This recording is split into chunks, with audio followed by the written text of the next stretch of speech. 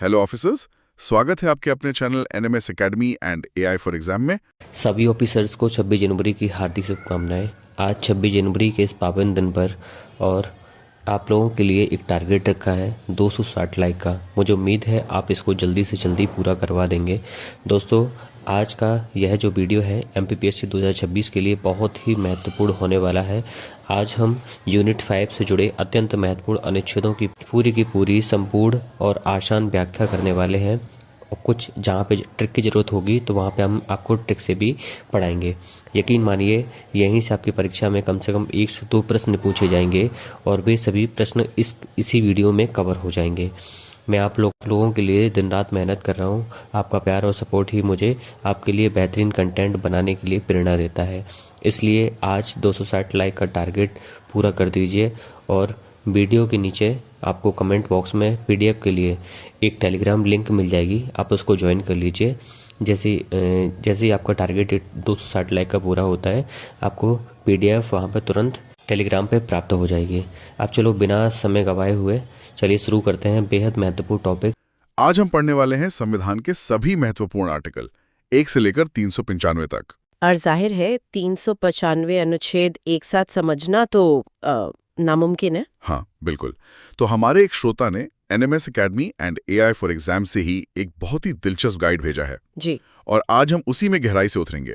इसे पढ़ते हुए ऐसा लगा कि ये सिर्फ कानून नहीं बल्कि एक नए राष्ट्र की कहानी है। बिल्कुल सही कहा आपने, एक देश की पहचान बनाने का ब्लूप्रिंट। तो आज हम सिर्फ शुरुआत पर ध्यान देंगे। जो सामग्री हमारे पास है वो संविधान के पहले 2 भागों पर बहुत अच्छी तरह से रोशनी डालती है, यानी भाग 1 संघ और उसका क्षेत्र, और भाग 2 जो नागरिकता के बारे में है। तो आज हमारी चर्चा अनुच्छेद 1 से 11 के इर्द गिर्द ही रहेगी। ठीक है, तो चलिए इस कहानी के पहले अध्याय से शुरू करते हैं। राष्ट्र की जमीन यानी भाग 1, अनुच्छेद 1 से 4। हाँ, तो अनुच्छेद 1 की पहली ही लाइन है, इंडिया अर्थात भारत राज्यों का संघ है। यहाँ राज्यों का संघ या यूनियन ऑफ स्टेट्स कहने का कोई खास मतलब था? हाँ, ये सिर्फ शब्द नहीं है, ये एक बहुत बड़ा राजनीतिक बयान है। यूनियन ऑफ स्टेट शब्द का चुनाव बहुत सोचा समझा था। देखिए, अमेरिका में फेडरेशन ऑफ स्टेट्स है, जहाँ राज्य एक समझौते के तहत साथ आए थे। बिल्कुल, और हमारे संविधान निर्माता इससे बचना चाहते थे।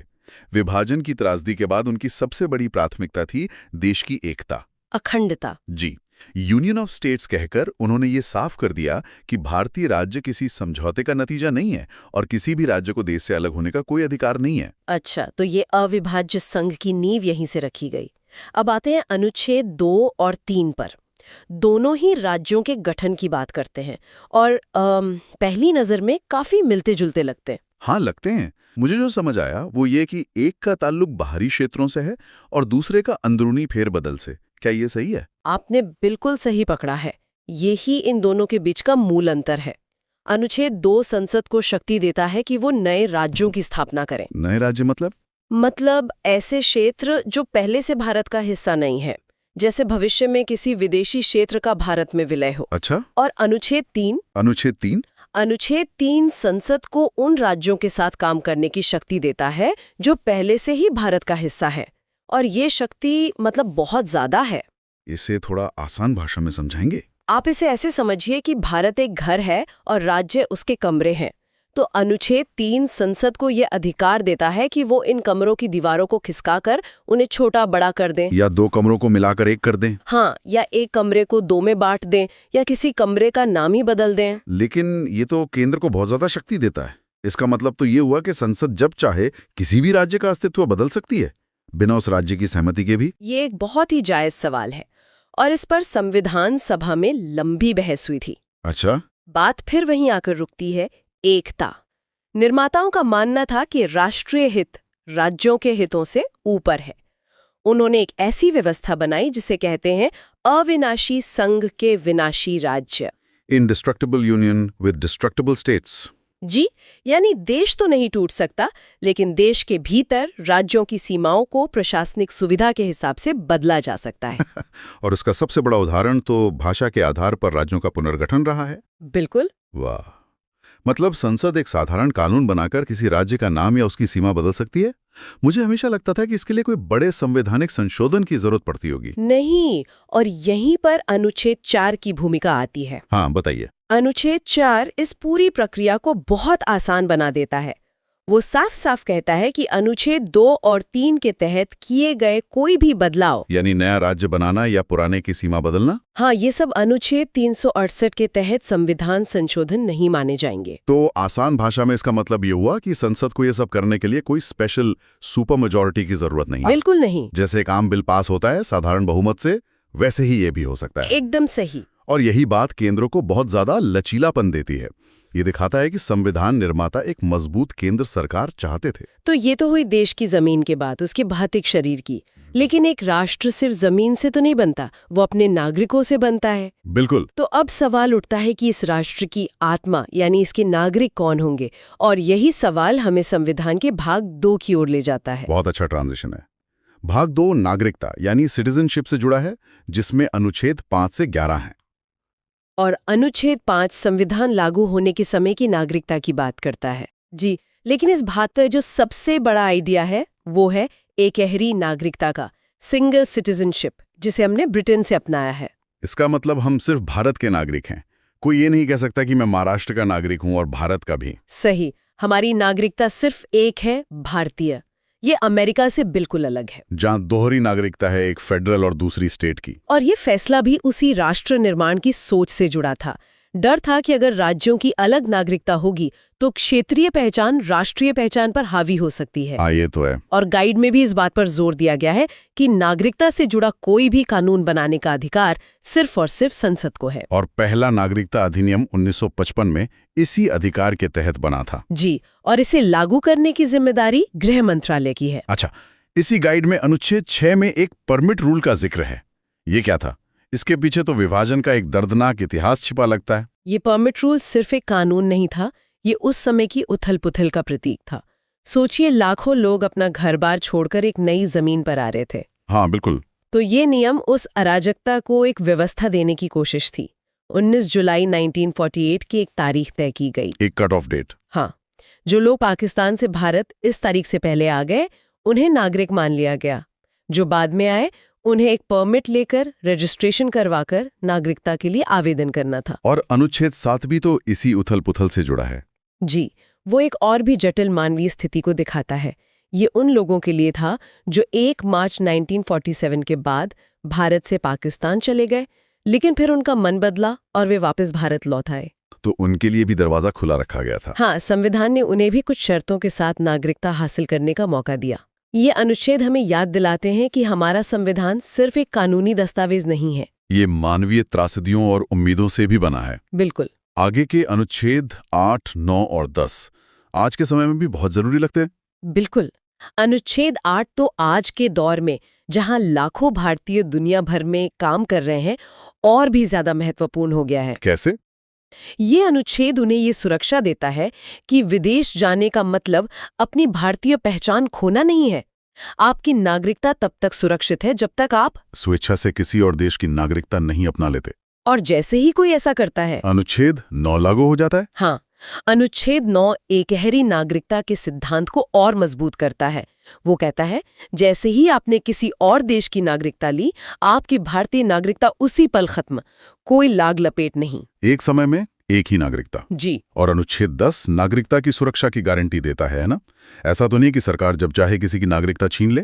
एक तरह से हाँ, ये कहता है कि हर व्यक्ति जो भारत का नागरिक है वो नागरिक बना रहेगा, लेकिन ये अधिकार संसद द्वारा बनाए गए कानूनों के अधीन है। अच्छा। मतलब नागरिकता मनमानी ढंग से नहीं छीनी जा सकती। उसकी समाप्ति के लिए एक कानूनी प्रक्रिया और आधार होना चाहिए, जैसे कि कोई देश विरोधी काम करना। और फिर अंत में अनुच्छेद 11 जो एक तरह से इस पूरे भाग का सार है और वापस उसी बिंदु पर ले आता है जहां से हमने शुरू किया था। जी, ये एक बार फिर पूरी शक्ति के साथ इस बात की पुष्टि करता है कि नागरिकता से जुड़े हर मामले पर कानून बनाने का अंतिम और एकमात्र अधिकार भारत की संसद के पास है, और इसे लागू करने का काम गृह मंत्रालय का है। सही। तो आज की इस गहरी पड़ताल से जो मुख्य बातें सामने आईं वो ये हैं।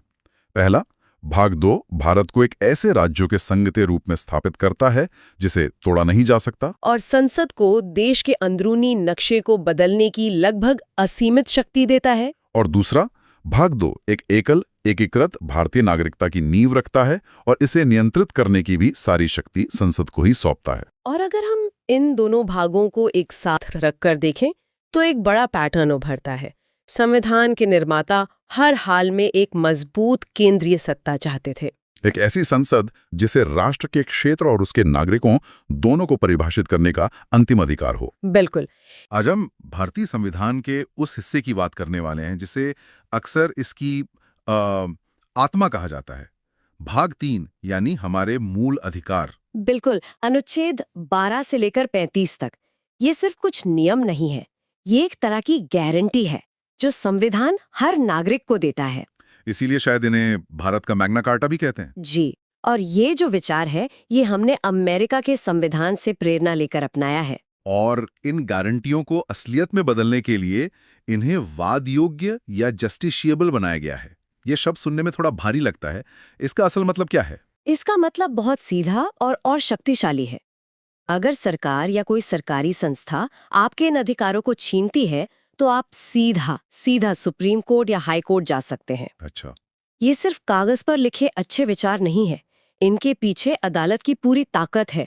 अनुच्छेद 32 के तहत सुप्रीम कोर्ट और 226 के तहत हाई कोर्ट जाने का अधिकार ही इन्हें असल में मूल बनाता है। एक दिलचस्प बात यह है कि जब संविधान बना था तब 7 अधिकार थे, लेकिन अब 6 हैं। एक अधिकार कहीं चला गया। हाँ, ये एक बहुत बड़ा बदलाव था।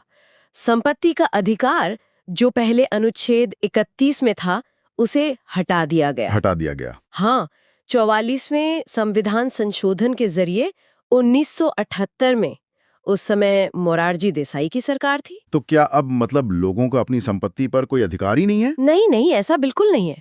अधिकार है, पर उसकी प्रकृति बदल गई है। अब वो अनुच्छेद 300 क के तहत एक कानूनी अधिकार है, मूल अधिकार नहीं रहा। और इन दोनों में फर्क क्या है? फर्क ये है कि सरकार अब जनहित के लिए एक कानून बनाकर आपकी संपत्ति ले सकती है। पहले जब ये मूल अधिकार था तो जमींदारी उन्मूलन जैसे भूमि सुधारों में ये बहुत बड़ी अड़चन बन रहा था। समझ गया। तो चलिए अब इन अधिकारों की इमारत को ईंट दर ईंट समझते हैं। शुरुआत होती है अनुच्छेद 12 और 13 से, जो इसकी नींव है। अनुच्छेद 12 राज्य यानी स्टेट को परिभाषित करता है। ये क्यों जरूरी है? ये इसलिए जरूरी है क्योंकि ये बताता है कि ये अधिकार हमें मिले किसके खिलाफ है। राज्य का मतलब सिर्फ केंद्र सरकार नहीं है। अच्छा। इसका दायरा बहुत बड़ा है। इसमें संसद है, विधानसभाएं हैं, नगरपालिकाएं हैं और तो और LIC, ONGC, NCRT जैसी सरकारी संस्थाएं भी। मतलब इनमें से कोई भी हमारे मूल अधिकारों का हनन नहीं कर सकता। बिल्कुल, ये एक लक्ष्मण रेखा है। और फिर है अनुच्छेद 13, जो एक तरह से इन सभी अधिकारों का बॉडीगार्ड है। बॉडीगार्ड? वो कैसे? वो ऐसे कि अनुच्छेद 13 कहता है कि कोई भी कानून, चाहे वो अंग्रेजों के जमाने का हो, आज बना हो या भविष्य में बने, कोई भी कानून, कोई भी, अगर वो किसी भी मूल अधिकार को कम करता है या छीनता है तो सुप्रीम कोर्ट उसे उस हद तक शून्य मतलब वॉइड घोषित कर देगा। तो ये न्यायपालिका को संविधान का संरक्षक बनाता है। सही पकड़ा आपने। ठीक है, तो नींव मजबूत है। अब आते हैं पहले अधिकार समूह पर, समानता का अधिकार। अनुच्छेद 14 से 18। अनुच्छेद 14 में 2 बातें हैं, कानून के समक्ष समानता और कानूनों का समान संरक्षण। सुनने में एक जैसे लगते हैं। हाँ, पर इनमें एक बहुत महीन सा लेकिन महत्वपूर्ण फर्क है। जी। कानून के समक्ष समानता, जो हमने ब्रिटेन से लिया, एक नेगेटिव कॉन्सेप्ट है। इसका मतलब है कि कोई भी कानून से ऊपर नहीं है, चाहे प्रधानमंत्री हो या एक आम नागरिक। बिल्कुल। कानून किसी के साथ कोई खास बर्ताव नहीं करेगा। और जो दूसरा हिस्सा है, कानूनों का समान संरक्षण, वो हमने अमेरिका से लिया है। जी, वो एक पॉजिटिव कॉन्सेप्ट है। वो कहता है कि एक जैसी परिस्थिति में लोगों के साथ एक जैसा व्यवहार होना चाहिए। मतलब आप अलग अलग हालात वाले लोगों के लिए अलग कानून बना सकते हैं, जैसे महिलाओं या बच्चों के लिए विशेष प्रावधान करना। बिल्कुल। ये तर्क संगत वर्गीकरण की इजाजत देता है। इसी से जुड़ा है अनुच्छेद 15, जो धर्म, जाति, लिंग या जन्म स्थान के आधार पर भेदभाव को रोकता है। और अनुच्छेद 16 इसी को सरकारी नौकरियों पर लागू करता है। हाँ, लोक नियोजन में अफसर की समानता। लेकिन यहीं पर एक महत्वपूर्ण अपवाद भी है। राज्य पिछड़े वर्गों के लिए आरक्षण का प्रावधान कर सकता है ताकि समानता का सिद्धांत असलियत में दिखे, सिर्फ कागजों पर ना रह जाए। और इसी कड़ी में अनुच्छेद 17 आता है, जिसे बहुत क्रांतिकारी कहा जाता है, अस्पृश्यता का अंत। क्रांतिकारी इसलिए क्योंकि अब तक जो अधिकार थे वो नागरिक को राज्य के खिलाफ मिल रहे थे। जी, ये पहला अधिकार है जो एक नागरिक को दूसरे नागरिकों के खिलाफ मिलता है। सही बात है। संविधान बनाने वाले जानते थे कि असली आजादी सिर्फ सरकार से नहीं, बल्कि समाज की हजारों साल पुरानी कुरीतियों से भी चाहिए। और इस समूह का अंत होता है अनुच्छेद 18 से, जो उपाधियों का अंत करता है। राय बहादुर या सर जैसी उपाधियां खत्म। हाँ, ताकि नए भारत में किसी की पहचान जन्म से न हो, काम से हो। इसीलिए सेना और शिक्षा की उपाधियों जैसे कर्नल या डॉक्टर को छूट दी गई, क्योंकि वो योग्यता से मिलती हैं। ठीक है, तो समानता के बाद आता है सबसे जरूरी अधिकार, स्वतंत्रता का अधिकार, अनुच्छेद 19 से 22। अनुच्छेद 19 तो अपने आप में एक गुलदस्ता है। बिल्कुल, और इसका दिल है अनुच्छेद 19(1) क, विचार और अभिव्यक्ति की स्वतंत्रता। यानी बोलने की आजादी। सिर्फ बोलने की नहीं, सुप्रीम कोर्ट ने कहा है कि इसमें चुप रहने का अधिकार, प्रेस की स्वतंत्रता और यहाँ तक कि अपने घर पर तिरंगा फहराने का अधिकार भी शामिल है। वाह, और बाकी स्वतंत्रताएं भी इसी से जुड़ी हैं। हाँ, वो सब इसी की स्वाभाविक उपज है। अगर विचार है तो आप शांति से इकट्ठा होना चाहेंगे, संगठन बनाना चाहेंगे, देश में कहीं भी घूमना चाहेंगे और कहीं भी बसकर कोई भी काम करना चाहेंगे। ये सब जुड़े हुए हैं। बिल्कुल, लेकिन अगर किसी पर कोई अपराध का आरोप लग जाए तब उसकी स्वतंत्रता का क्या होता है? यहाँ अनुच्छेद 20 आता है। जी, ये अनुच्छेद तब काम आता है जब राज्य अपनी सबसे बड़ी ताकत का इस्तेमाल करता है, यानी सजा देने की शक्ति का। इसके 3 सुरक्षा कवच हैं। पहला, एक गलती की एक ही सजा। ठीक है। दूसरा, सजा उस कानून के हिसाब से मिलेगी जो अपराध के समय लागू था। और तीसरा, किसी को भी खुद के खिलाफ गवाही देने के लिए मजबूर नहीं किया जा सकता। ये तो किसी भी निष्पक्ष न्याय प्रणाली की बुनियाद है। और इसके ठीक बाद आता है वो अनुच्छेद जिसे मूल अधिकारों का महाअधिकार कहा गया है, अनुच्छेद 21, प्राण एवं दैहिक स्वतंत्रता। इसे महाअधिकार इसलिए कहते हैं क्योंकि सुप्रीम कोर्ट ने इसकी सबसे ज्यादा व्यापक व्याख्या की है। कोर्ट ने कहा कि जीवन का मतलब सिर्फ सांस लेना नहीं है, इसका मतलब है गरिमा के साथ जीवन। गरिमा के साथ जीवन, इसमें क्या क्या आ सकता है? बहुत कुछ। इसी के तहत निजता का अधिकार यानी राइट टू प्राइवेसी एक मूल अधिकार बना। विदेश यात्रा का अधिकार, स्वच्छ पर्यावरण का अधिकार, यहाँ तक कि सोने का अधिकार भी इसी में शामिल है। सोने का अधिकार? हाँ, तर्क ये है कि अगर आपको चैन से सोने भी न दिया जाए तो आपका जीवन गरिमापूर्ण कैसे हुआ? सही बात है।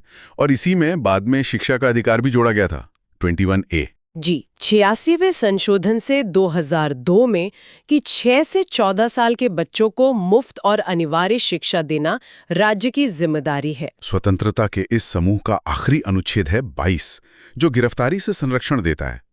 पर इसी में निवारक निरोध यानी प्रिवेंटिव डिटेंशन का भी जिक्र है, जो बड़ा विरोधाभासी लगता है। आप बिल्कुल सही जगह पर सवाल उठा रहे हैं।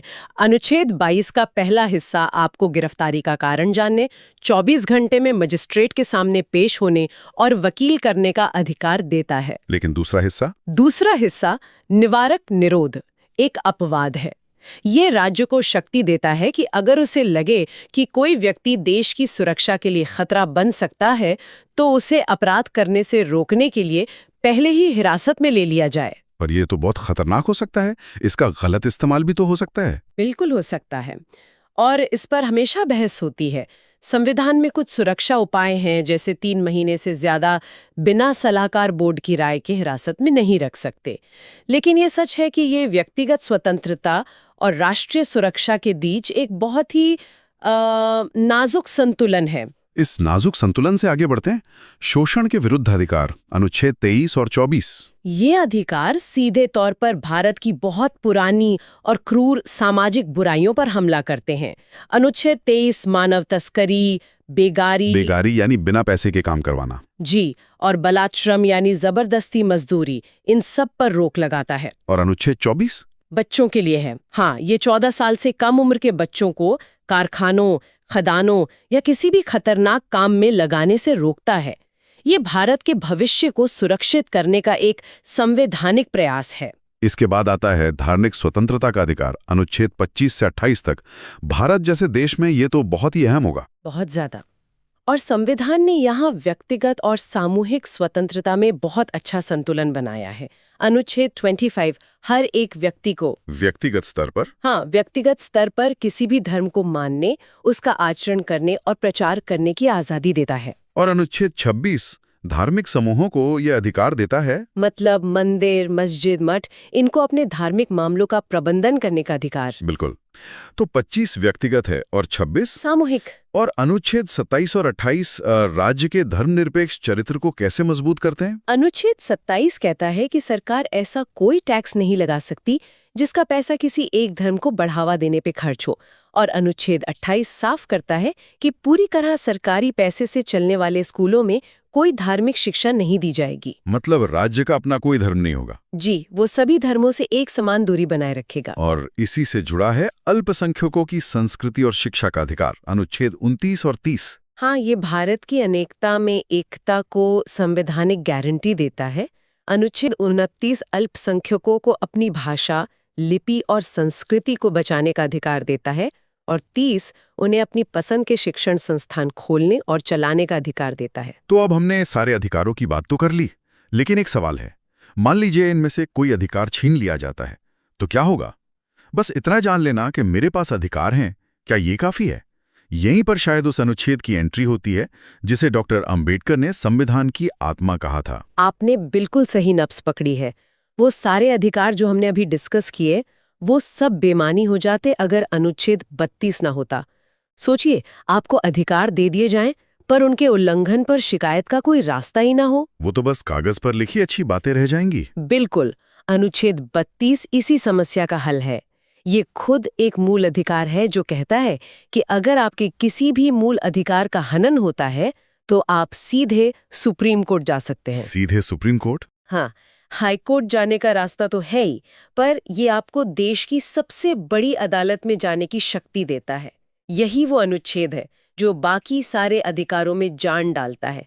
इसीलिए अंबेडकर ने इसे संविधान की आत्मा और हृदय कहा था। तो एक बार जल्दी से इन अधिकारों के समूहों को दोहरा लेते हैं। समानता का अधिकार, स्वतंत्रता का अधिकार, शोषण के विरुद्ध अधिकार, धार्मिक स्वतंत्रता का अधिकार, संस्कृति और शिक्षा का अधिकार, और अंत में इन सब को बचाने वाला संवैधानिक उपचारों का अधिकार। जी, और ये भी समझना जरूरी है कि ये अधिकार असीमित नहीं है। इन पर भी कुछ सीमाएं हैं। जैसे अनुच्छेद 33 संसद को अधिकार देता है कि वो सेना या खुफिया एजेंसियों के मूल अधिकारों को सीमित कर सके, राष्ट्रीय सुरक्षा के लिए। हाँ, और अनुच्छेद 34 के तहत अगर कहीं मार्शल लॉ यानी सेना का कानून लागू हो तो भी इन अधिकारों पर प्रतिबंध लग सकता है। ठीक है, तो ये था हमारे संविधान के भाग 3 का एक बहुत ही गहरा विश्लेषण। ये अधिकार उस समय की सामाजिक और राजनीतिक सच्चाइयों को देखकर बनाए गए थे। बिल्कुल, संविधान निर्माता एक ऐसे देश की नींव रख रहे थे जो सदियों की गुलामी और सामाजिक भेदभाव से बाहर निकल रहा था। वे जानते थे कि नागरिकों को किन स्वतंत्रताओं और सुरक्षाओं की सबसे ज्यादा जरूरत होगी। और आज भी ये उतने ही प्रासंगिक हैं। लेकिन यहाँ एक विचार करने वाली बात है। आज हम एक डिजिटल युग में जी रहे हैं। जब संविधान बना तब अभिव्यक्ति की स्वतंत्रता का मतलब भाषण देना या अखबार में लिखना था। आज इसका मतलब सोशल मीडिया पर एक पोस्ट भी है। तब निजता का मतलब घर की चारदीवारी थी। आज इसका संबंध हमारे ऑनलाइन डेटा से है। तो सवाल ये उठता है कि इन बदलते समय में इन मौलिक अधिकारों की व्याख्या और इनकी सीमाएं कैसे तय होंगी।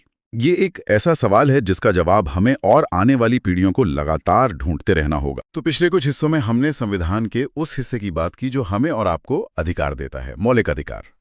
लेकिन आज हम ब्लूप्रिंट के मतलब दूसरे हिस्से को देखने वाले हैं। ये वो हिस्सा है जो बताता है कि सरकार को काम कैसे करना चाहिए। बिल्कुल, एक तरह से सरकार की आदर्श टू डू लिस्ट। हाँ बिल्कुल, आदर्श टू डू लिस्ट। और इस टू डू लिस्ट का जो संवैधानिक नाम है वो है राज्य के नीति निर्देशक तत्व, या जिसे हम डीपीएसपी भी कहते हैं। डीपीएसपी यानी directive principles of state policy. हाँ, ये संविधान का भाग 4 है, अनुच्छेद 36 से 51 तक। और ये आइडिया हमने आयरलैंड के संविधान से लिया था। तो इसका मकसद क्या है? क्या ये सरकार के लिए कुछ नियम है? नियम से ज्यादा आप कह सकती हैं कि ये लक्ष्य है। इनका मुख्य उद्देश्य है भारत में सिर्फ राजनीतिक लोकतंत्र नहीं, अच्छा, बल्कि सामाजिक और आर्थिक लोकतंत्र की स्थापना करना, एक लोक कल्याणकारी राज्य बनाना। लोक कल्याणकारी राज्य। हाँ, मतलब संविधान बनाने वाले चाहते थे कि सरकार की नीतियां सिर्फ देश चलाने के लिए ना हो, बल्कि समाज के हर तबके का कल्याण करें। लेकिन यहीं पर एक बहुत बड़ा सवाल मेरे दिमाग में आता है।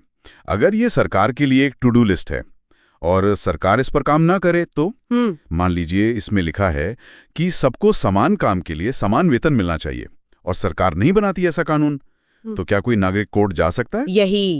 यही इस पूरे चैप्टर का सबसे दिलचस्प पहलू है और इसका सीधा जवाब है नहीं।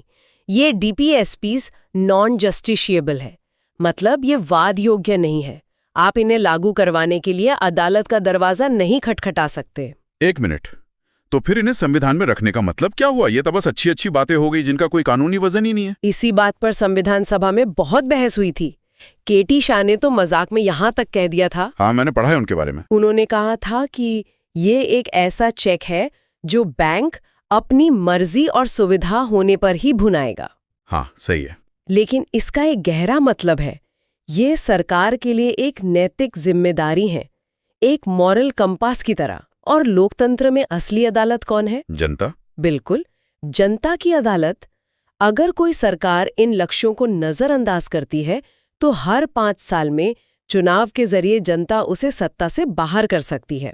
लेकिन क्या ये कुछ ज्यादा ही आदर्शवादी सोच नहीं है? हमारे यहाँ तो चुनाव जाति, धर्म और तमाम मुद्दों पर लड़े जाते हैं। कितनी बार जनता डीपीएसपी के आधार पर वोट देती है?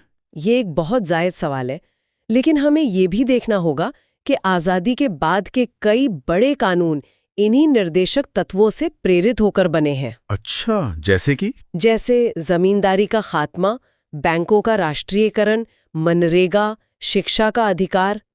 ये सब कहीं ना कहीं इन्हीं लक्ष्यों को पूरा करने की कोशिश थी। तो ये सिर्फ कोरी बातें नहीं है। समझ गया, मतलब ये भविष्य के कानूनों के बीज हैं। हाँ, बिल्कुल। ठीक है, तो चलिए कुछ बड़े लक्ष्यों पर नजर डालते हैं, जैसे अनुच्छेद 40 जो पंचायती राज की बात करता है। हाँ, और ये गांधीवादी विचारधारा का प्रतीक तो है ही, ये एक तरह का सत्ता के खिलाफ अविश्वास भी है। अविश्वास? वो कैसे? गांधी जी का मानना था कि असली भारत गांवों में बसता है और दिल्ली में बैठी केंद्रीय सरकार सब कुछ तय नहीं कर सकती। शक्ति का विकेंद्रीकरण होना चाहिए, यानी पावर नीचे तक जानी चाहिए। हाँ, इसी सोच से पंचायती राज का विचार निकला। लेकिन दूसरी तरफ एक और निर्देशक तत्व है जो आजकल बहुत चर्चा में है, अनुच्छेद 44, समान नागरिक संहिता, यूसीसी। हाँ, यूनिफॉर्म सिविल कोड। ये तो ठीक इसका उल्टा करने की बात करता है, यानी पूरे देश के लिए एक जैसा कानून। आपने बिल्कुल सही नस पकड़ी है। संविधान में ये दोनों विचार एक साथ मौजूद हैं, एक तरफ विकेंद्रीकरण तो दूसरी तरफ एक रूपता। और यूसीसी पर बहस सिर्फ धार्मिक स्वतंत्रता के मौलिक अधिकार तक ही तो सीमित नहीं है। बिल्कुल नहीं। सवाल ये भी है कि क्या एक समान कानून भारत जैसे विविध संस्कृति वाले देश में सबके साथ न्याय कर सकता है? ये बहस असल में एकता बनाम विविधता की है। समझ गया। तो ये निर्देशक तत्व सिर्फ निर्देश नहीं है, बल्कि ये कुछ बुनियादी बहसों को भी जन्म देते हैं। और क्या मुख्य बातें हैं इनमें? इनमें सामाजिक न्याय की बहुत मजबूत नींव है, जैसे समान कार्य के लिए समान वेतन का सिद्धांत, या फिर ये निर्देश कि सरकार ऐसी नीतियां बनाए जिससे पैसा कुछ ही लोगों के हाथ में जमा न हो जाए। बाद में इसमें एक बहुत जरूरी चीज जोड़ी गई, निःशुल्क कानूनी सहायता। एक मिनट, अगर समान न्याय इतना जरूरी था तो इसे मूल संविधान में ही क्यों नहीं डाला गया? 42वें संशोधन का इंतजार क्यों? क्योंकि 1970 के दशक तक ये महसूस होने लगा था कि न्याय बहुत महंगा हो गया है और गरीब आदमी के लिए अदालत तक पहुंचना ही नामुमकिन है। अच्छा, इसलिए सरकार को ये निर्देश दिया गया कि वो ये सुनिश्चित करे कि पैसे की कमी की वजह से कोई न्याय से वंचित ना रह जाए।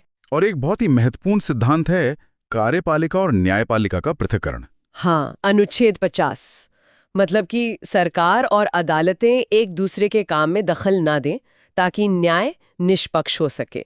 और अंत में अनुच्छेद 51 जो भारत को अंतर्राष्ट्रीय शांति को बढ़ावा देने का निर्देश देता है। तो ये तो हुई सरकार के लिए एक नैतिक टू डू लिस्ट, लेकिन क्या संविधान सिर्फ सरकारों को ही निर्देश देता है एक नागरिक के तौर पर हमसे भी तो कुछ उम्मीदें होंगी। बिल्कुल। और यहीं से कहानी में मौलिक कर्तव्यों की एंट्री होती है। भाग 4 क फंडामेंटल ड्यूटीज। और ये तो जहां तक मुझे पता है मूल संविधान में थे ही नहीं। हाँ, बिल्कुल सही। इन्हें 1976 में 42वें संशोधन के जरिए जोड़ा गया था। सरदार स्वर्ण सिंह समिति की सिफारिश पर है ना? एकदम।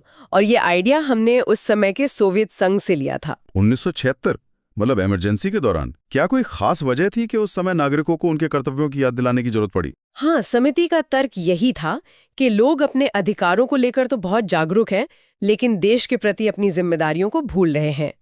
उनका मानना था कि अधिकार और कर्तव्य एक ही सिक्के के दो पहलू हैं। तो उस समय 10 कर्तव्य जोड़े गए थे। हाँ, 10 मौलिक कर्तव्य। आज इनकी संख्या 11 है। और 11वां कर्तव्य कब और क्यों जोड़ा गया? 11वां कर्तव्य 2002 में 86वें संशोधन से जोड़ा गया। जब शिक्षा के अधिकार को मौलिक अधिकार बनाया गया, तो साथ ही हर माता पिता पर यह कर्तव्य भी डाला गया कि वो अपने 6 से 14 साल के बच्चों को स्कूल जरूर भेजें। तो क्या ये कर्तव्य भी डीएसपी की तरह नॉन जस्टिशिएबल है? मतलब अगर मैं राष्ट्रगान के समय खड़ा ना हूं तो क्या मुझ पर केस हो सकता है? देखिए, सीधे तौर पर सिर्फ कर्तव्य के उल्लंघन के लिए सजा नहीं है, ये भी नैतिक जिम्मेदारियां ही हैं। लेकिन संसद चाहे तो किसी कर्तव्य को लागू करवाने के लिए अलग से कानून बना सकती है। जैसे राष्ट्रध्वज या राष्ट्रगान के अपमान को रोकने के लिए पहले से कानून मौजूद है। तो हमने सरकार के आदर्श देख लिए, नागरिकों के कर्तव्य देख लिए। अब उस मशीनरी पर आते हैं जो असल में देश को चलाती है। संविधान का सबसे बड़ा हिस्सा भाग 5 द यूनियन। हाँ, अनुच्छेद 52 से 151 तक ये केंद्र सरकार का पूरा ढांचा है। और आज हम शुरुआत करेंगे सबसे ऊपर से, राष्ट्रपति और उपराष्ट्रपति। और सिर्फ अनुच्छेद नहीं रटेंगे, बल्कि कुछ मजेदार ट्रिक्स भी देखेंगे। बिल्कुल। तो सबसे पहले भारत के राष्ट्रपति। इन्हें याद करने के लिए एक मशहूर ट्रिक है, पकानी कोका दुयो दशम। ये सुनने में थोड़ा अजीब है, पर काम का है। हाँ, ये एक्रोनिम राष्ट्रपति से जुड़े 10 जरूरी अनुच्छेदों को कवर करता है, अनुच्छेद 52 से 61 तक। तो इसमें सबसे दिलचस्प क्या है? मेरे ख्याल से उनका चुनाव। बिल्कुल। राष्ट्रपति का चुनाव सीधे जनता नहीं करती, उन्हें एक इलेक्टोरल कॉलेज चुनता है, जिसमें लोकसभा और राज्यसभा के सांसद और राज्यों के विधायक वोट करते हैं। हाँ, लेकिन यहाँ ध्यान देने वाली बात है, चुने हुए सदस्य। जो मनोनीत यानी नॉमिनेटेड सदस्य होते हैं, वो इसमें हिस्सा नहीं लेते। इसके पीछे क्या लॉजिक है? लॉजिक ये है कि राष्ट्रपति पूरे देश का प्रतिनिधित्व करते हैं, सिर्फ केंद्र सरकार का नहीं। इसीलिए राज्यों के प्रतिनिधियों मतलब एमएलएस को भी वोटिंग का हक दिया गया है। और मनोनीत सदस्यों को बाहर क्यों रखा जाता है? ताकि सत्ताधारी पार्टी को कोई अनफेयर एडवांटेज ना मिले, क्योंकि ज्यादातर मनोनीत सदस्य उसी की पसंद के होते हैं। सही बात है। और राष्ट्रपति को हटाना, मैंने सुना है महाभियोग यानी इम्पीचमेंट की प्रक्रिया बहुत ही ज्यादा मुश्किल है। हाँ, और वो जानबूझकर इतनी मुश्किल बनाई गई है। क्यों? सोचिए, राष्ट्रपति देश के सर्वोच्च संवैधानिक पद पर हैं। अगर उन्हें छोटी मोटी राजनीतिक वजहों से आसानी से हटाया जा सका, तो पद की गरिमाएं खत्म हो जाएगी, देश में अस्थिरता आ जाएगी। इसीलिए संसद के दोनों सदनों में 2/3 जैसा भारी बहुमत चाहिए होता है। एकदम। और ये इतना मुश्किल है कि आज तक भारत के इतिहास में किसी भी राष्ट्रपति पर महाभियोग सफल नहीं हुआ है। अच्छा। हाँ, ये न्यूक्लियर बटन जैसा है, जिसका प्रावधान तो है, पर इस्तेमाल लगभग नामुमकिन है। ठीक है, अब आते हैं उपराष्ट्रपति पर। इनके लिए भी एक ट्रिक है, उस रान निकास। हाँ, ये अनुच्छेद 63 से 69 तक को कवर करती है। इसमें भी सबसे जरूरी है उनका चुनाव और उनका काम। और उनका मुख्य काम तो राज्यसभा के सभापति के तौर पर होता है। बिल्कुल, चेयरमैन के तौर पर। यहां पर एक शब्द आता है, पदेन सभापति या एक्स ऑफिशियो चेयरमैन। इसका क्या मतलब है? पदेन सभापति यानी ये पद कुर्सी के साथ जुड़ा है। जो भी व्यक्ति उपराष्ट्रपति बनेगा, वो अपने आप ही राज्यसभा का चेयरमैन बन जाएगा। अच्छा, उसके लिए अलग से कोई चुनाव या नियुक्ति नहीं होगी? नहीं, बिल्कुल नहीं। अब एक सवाल, क्या उपराष्ट्रपति के चुनाव में भी राज्यों के विधायक वोट करते हैं? नहीं, यहीं पर राष्ट्रपति और उपराष्ट्रपति के चुनाव में मुख्य अंतर है। सही। उपराष्ट्रपति के चुनाव में सिर्फ लोकसभा और राज्यसभा के सदस्य वोट करते हैं, वो भी सभी, चुने हुए भी और मनोनीत भी। हाँ, विधायक इसमें शामिल नहीं होते। और इसके पीछे तर्क बहुत सीधा है। क्या? चूंकि उपराष्ट्रपति का मुख्य काम राज्यसभा यानी केंद्र की विधायिका के एक सदन की अध्यक्षता करना है, इसलिए उन्हें चुनने का अधिकार भी सिर्फ केंद्रीय विधायिका के सदस्यों को ही दिया गया है। ये तो बहुत तार्किक है। तो हमने कार्यपालिका की शीर्ष 2 पदों को समझ लिया, लेकिन अब एक बहुत ही दिलचस्प पैटर्न पर आते हैं जो दिखाता है कि हमारा संविधान कितनी खूबसूरती से डिजाइन किया गया है। बिल्कुल, चलिए एक उदाहरण लेते हैं। अनुच्छेद 72 यह राष्ट्रपति को क्षमादान की शक्ति देता है। हाँ, वो किसी की भी सजा माफ कर सकते हैं। हाँ, कम कर सकते हैं, बदल सकते हैं या माफ कर सकते हैं। ठीक है। अनुच्छेद 72, अब अगर हम 72 में 89 जोड़ दें तो हमें मिलता है 161। तो अनुच्छेद 161 में क्या है? अनुच्छेद 161 में ठीक यही क्षमादान की शक्ति राज्य के राज्यपाल को दी गई है। कमाल है। कुछ अंतरों के साथ, लेकिन मूल शक्ति वही है। तो इसका मतलब संविधान बनाने वालों ने एक तरह से कॉपी पेस्ट नहीं किया, बल्कि एक टेम्पलेट बनाया। उन्होंने केंद्र का ढांचा बनाया और फिर कहा, ठीक है, अब इसी लॉजिक को 89 नंबर आगे बढ़ाकर राज्यों पर लागू कर दो। आपने बिल्कुल सही पकड़ा। ये सिर्फ एक गणितीय ट्रिक नहीं, बल्कि संविधान निर्माताओं की सोच है। वे केंद्र और राज्य में एक जैसी सुसंगत शासन प्रणाली चाहते थे। एक और उदाहरण देखें। हाँ, जरूर। अनुच्छेद 74 कहता है कि राष्ट्रपति को सलाह देने के लिए एक मंत्रिपरिषद होगी, जिसका मुखिया प्रधानमंत्री होगा। ठीक है। अब आप 74 में 89 जोड़िए। 74 प्लस 89, ये हुआ 163। तो अनुच्छेद 163 में यही बात राज्यपाल और राज्य की मंत्रिपरिषद के लिए कही गई होगी। एकदम सही। अनुच्छेद 163 कहता है कि राज्यपाल को सलाह देने के लिए राज्य की मंत्रिपरिषद होगी। वाह। इसी कड़ी में एक और महत्वपूर्ण पद आता है, महान न्यायवादी यानी अटॉर्नी जनरल का। हाँ, अनुच्छेद 76 ये देश के सबसे बड़े कानूनी अधिकारी होते हैं, जो सरकार को कानूनी मामलों पर सलाह देते हैं। बिल्कुल। इनकी नियुक्ति राष्ट्रपति करते हैं और इनका कार्यकाल फिक्स नहीं होता। ये राष्ट्रपति के प्रसाद पर्यंत पद पर रहते हैं। और इनके पास एक अनोखी शक्ति होती है ना? अनुच्छेद 88 के तहत। हाँ, ये संसद के सदस्य नहीं होते, फिर भी संसद की कार्यवाही में हिस्सा ले सकते हैं, बोल सकते हैं, पर वोट नहीं दे सकते। हाँ, क्योंकि वे जनता के चुने हुए प्रतिनिधि नहीं है। और मैं शर्त लगा सकता हूं कि यहां भी प्लस 89 वाला पैटर्न काम करता होगा। आप शर्त जीत गए। 76 में 89 जोड़िए, आता है 165। तो अनुच्छेद 165 में राज्य के महाधिवक्ता यानी एडवोकेट जनरल का प्रावधान है। बिल्कुल, वही भूमिका, वही शक्तियां, बस राज्य के स्तर पर। तो आज की बातचीत में हमने सरकार के लक्ष्यों, नागरिकों के कर्तव्यों और देश को चलाने वाली मशीनरी यानी राष्ट्रपति और उपराष्ट्रपति के ढांचे को समझा। हाँ, और सबसे बड़ा टेकअवे ये है कि हमारा संविधान सिर्फ नियमों का एक संग्रह नहीं है, ये एक सोचा समझा शानदार डिजाइन है, जहां अधिकारों, निर्देशों और कर्तव्यों के बीच एक संतुलन है। और प्लस 89 पैटर्न दिखाता है कि कैसे केंद्र और राज्यों के बीच एक सामंजस्य बनाने की कोशिश की गई है। ये सच में दिखाता है कि संविधान के अनुच्छेद केवल नियम नहीं हैं, बल्कि एक विचारशील डिजाइन का हिस्सा हैं। तो आज हम भारतीय संविधान के उस ताने बाने को थोड़ा गहराई से समझने की कोशिश करेंगे, जो शक्तियों का संतुलन बनाता है। जी, मतलब कानून कौन बनाता है, उनकी रक्षा कौन करता है, और जो सरकारी खर्चा है जी, उस पे नजर कौन रखता है। हाँ, तो शुरुआत विधायिका यानी अपनी संसद से करते हैं। इतने सारे अनुच्छेद हैं, इन्हें याद रखने का कोई आसान तरीका, कोई ट्रिक है? हाँ, एक बहुत ही लोकप्रिय और कारगर ट्रिक है, उसे कहते हैं सरला। सरला सुनने में तो काफी आसान लग रहा है। ये कैसे काम करता है? देखिए, स से है संसद, जिसका गठन अनुच्छेद 79 में बताया गया है। अच्छा, संसद मतलब राष्ट्रपति, लोकसभा और राज्यसभा तीनों मिला के? एकदम सही। फिर र से है राज्यसभा, हमारा उच्च सदन, जो आता है अनुच्छेद 80 में। और ल से लोकसभा होगा फिर? जी, निम्न सदन, अनुच्छेद 81। तो बस सरला याद रखना है, 79, 80 और 81। वाह, ये तो सच में बहुत आसान है। अच्छा, हमने पहले भी देखा है कि हमारे संविधान में केंद्र और राज्यों के बीच एक पैटर्न सा दिखता है, एक सिमेट्री। क्या वो पैटर्न यहाँ भी काम करेगा? बिल्कुल काम करता है। यही तो हमारे संविधान की सबसे खूबसूरत बातों में से एक है। यहाँ एक जादुई नंबर है, 89। 89? हाँ। अगर आप केंद्र के इन अनुच्छेदों में 89 जोड़ दें, तो आप सीधे राज्य विधानमंडल के अनुच्छेदों पर पहुंच जाएंगे। अच्छा, मतलब अगर हम संसद वाले अनुच्छेद 79 में 89 जोड़ें तो ये हुआ 168। तो क्या ये राज्य के विधानमंडल का अनुच्छेद है? एकदम सही, आपने पैटर्न पकड़ लिया। अरे वाह। और इसी तरह अनुच्छेद 80 जो राज्यसभा का है, उसमें 89 जोड़िए तो आता है 169। ये राज्यों में विधान परिषद के गठन की बात करता है। और 81 में 89 जोड़ने पर 170 यानी विधानसभा। जी, तो एक ट्रिक से केंद्र और राज्य दोनों के विधायिका की संरचना याद हो गई। ये तो कमाल है।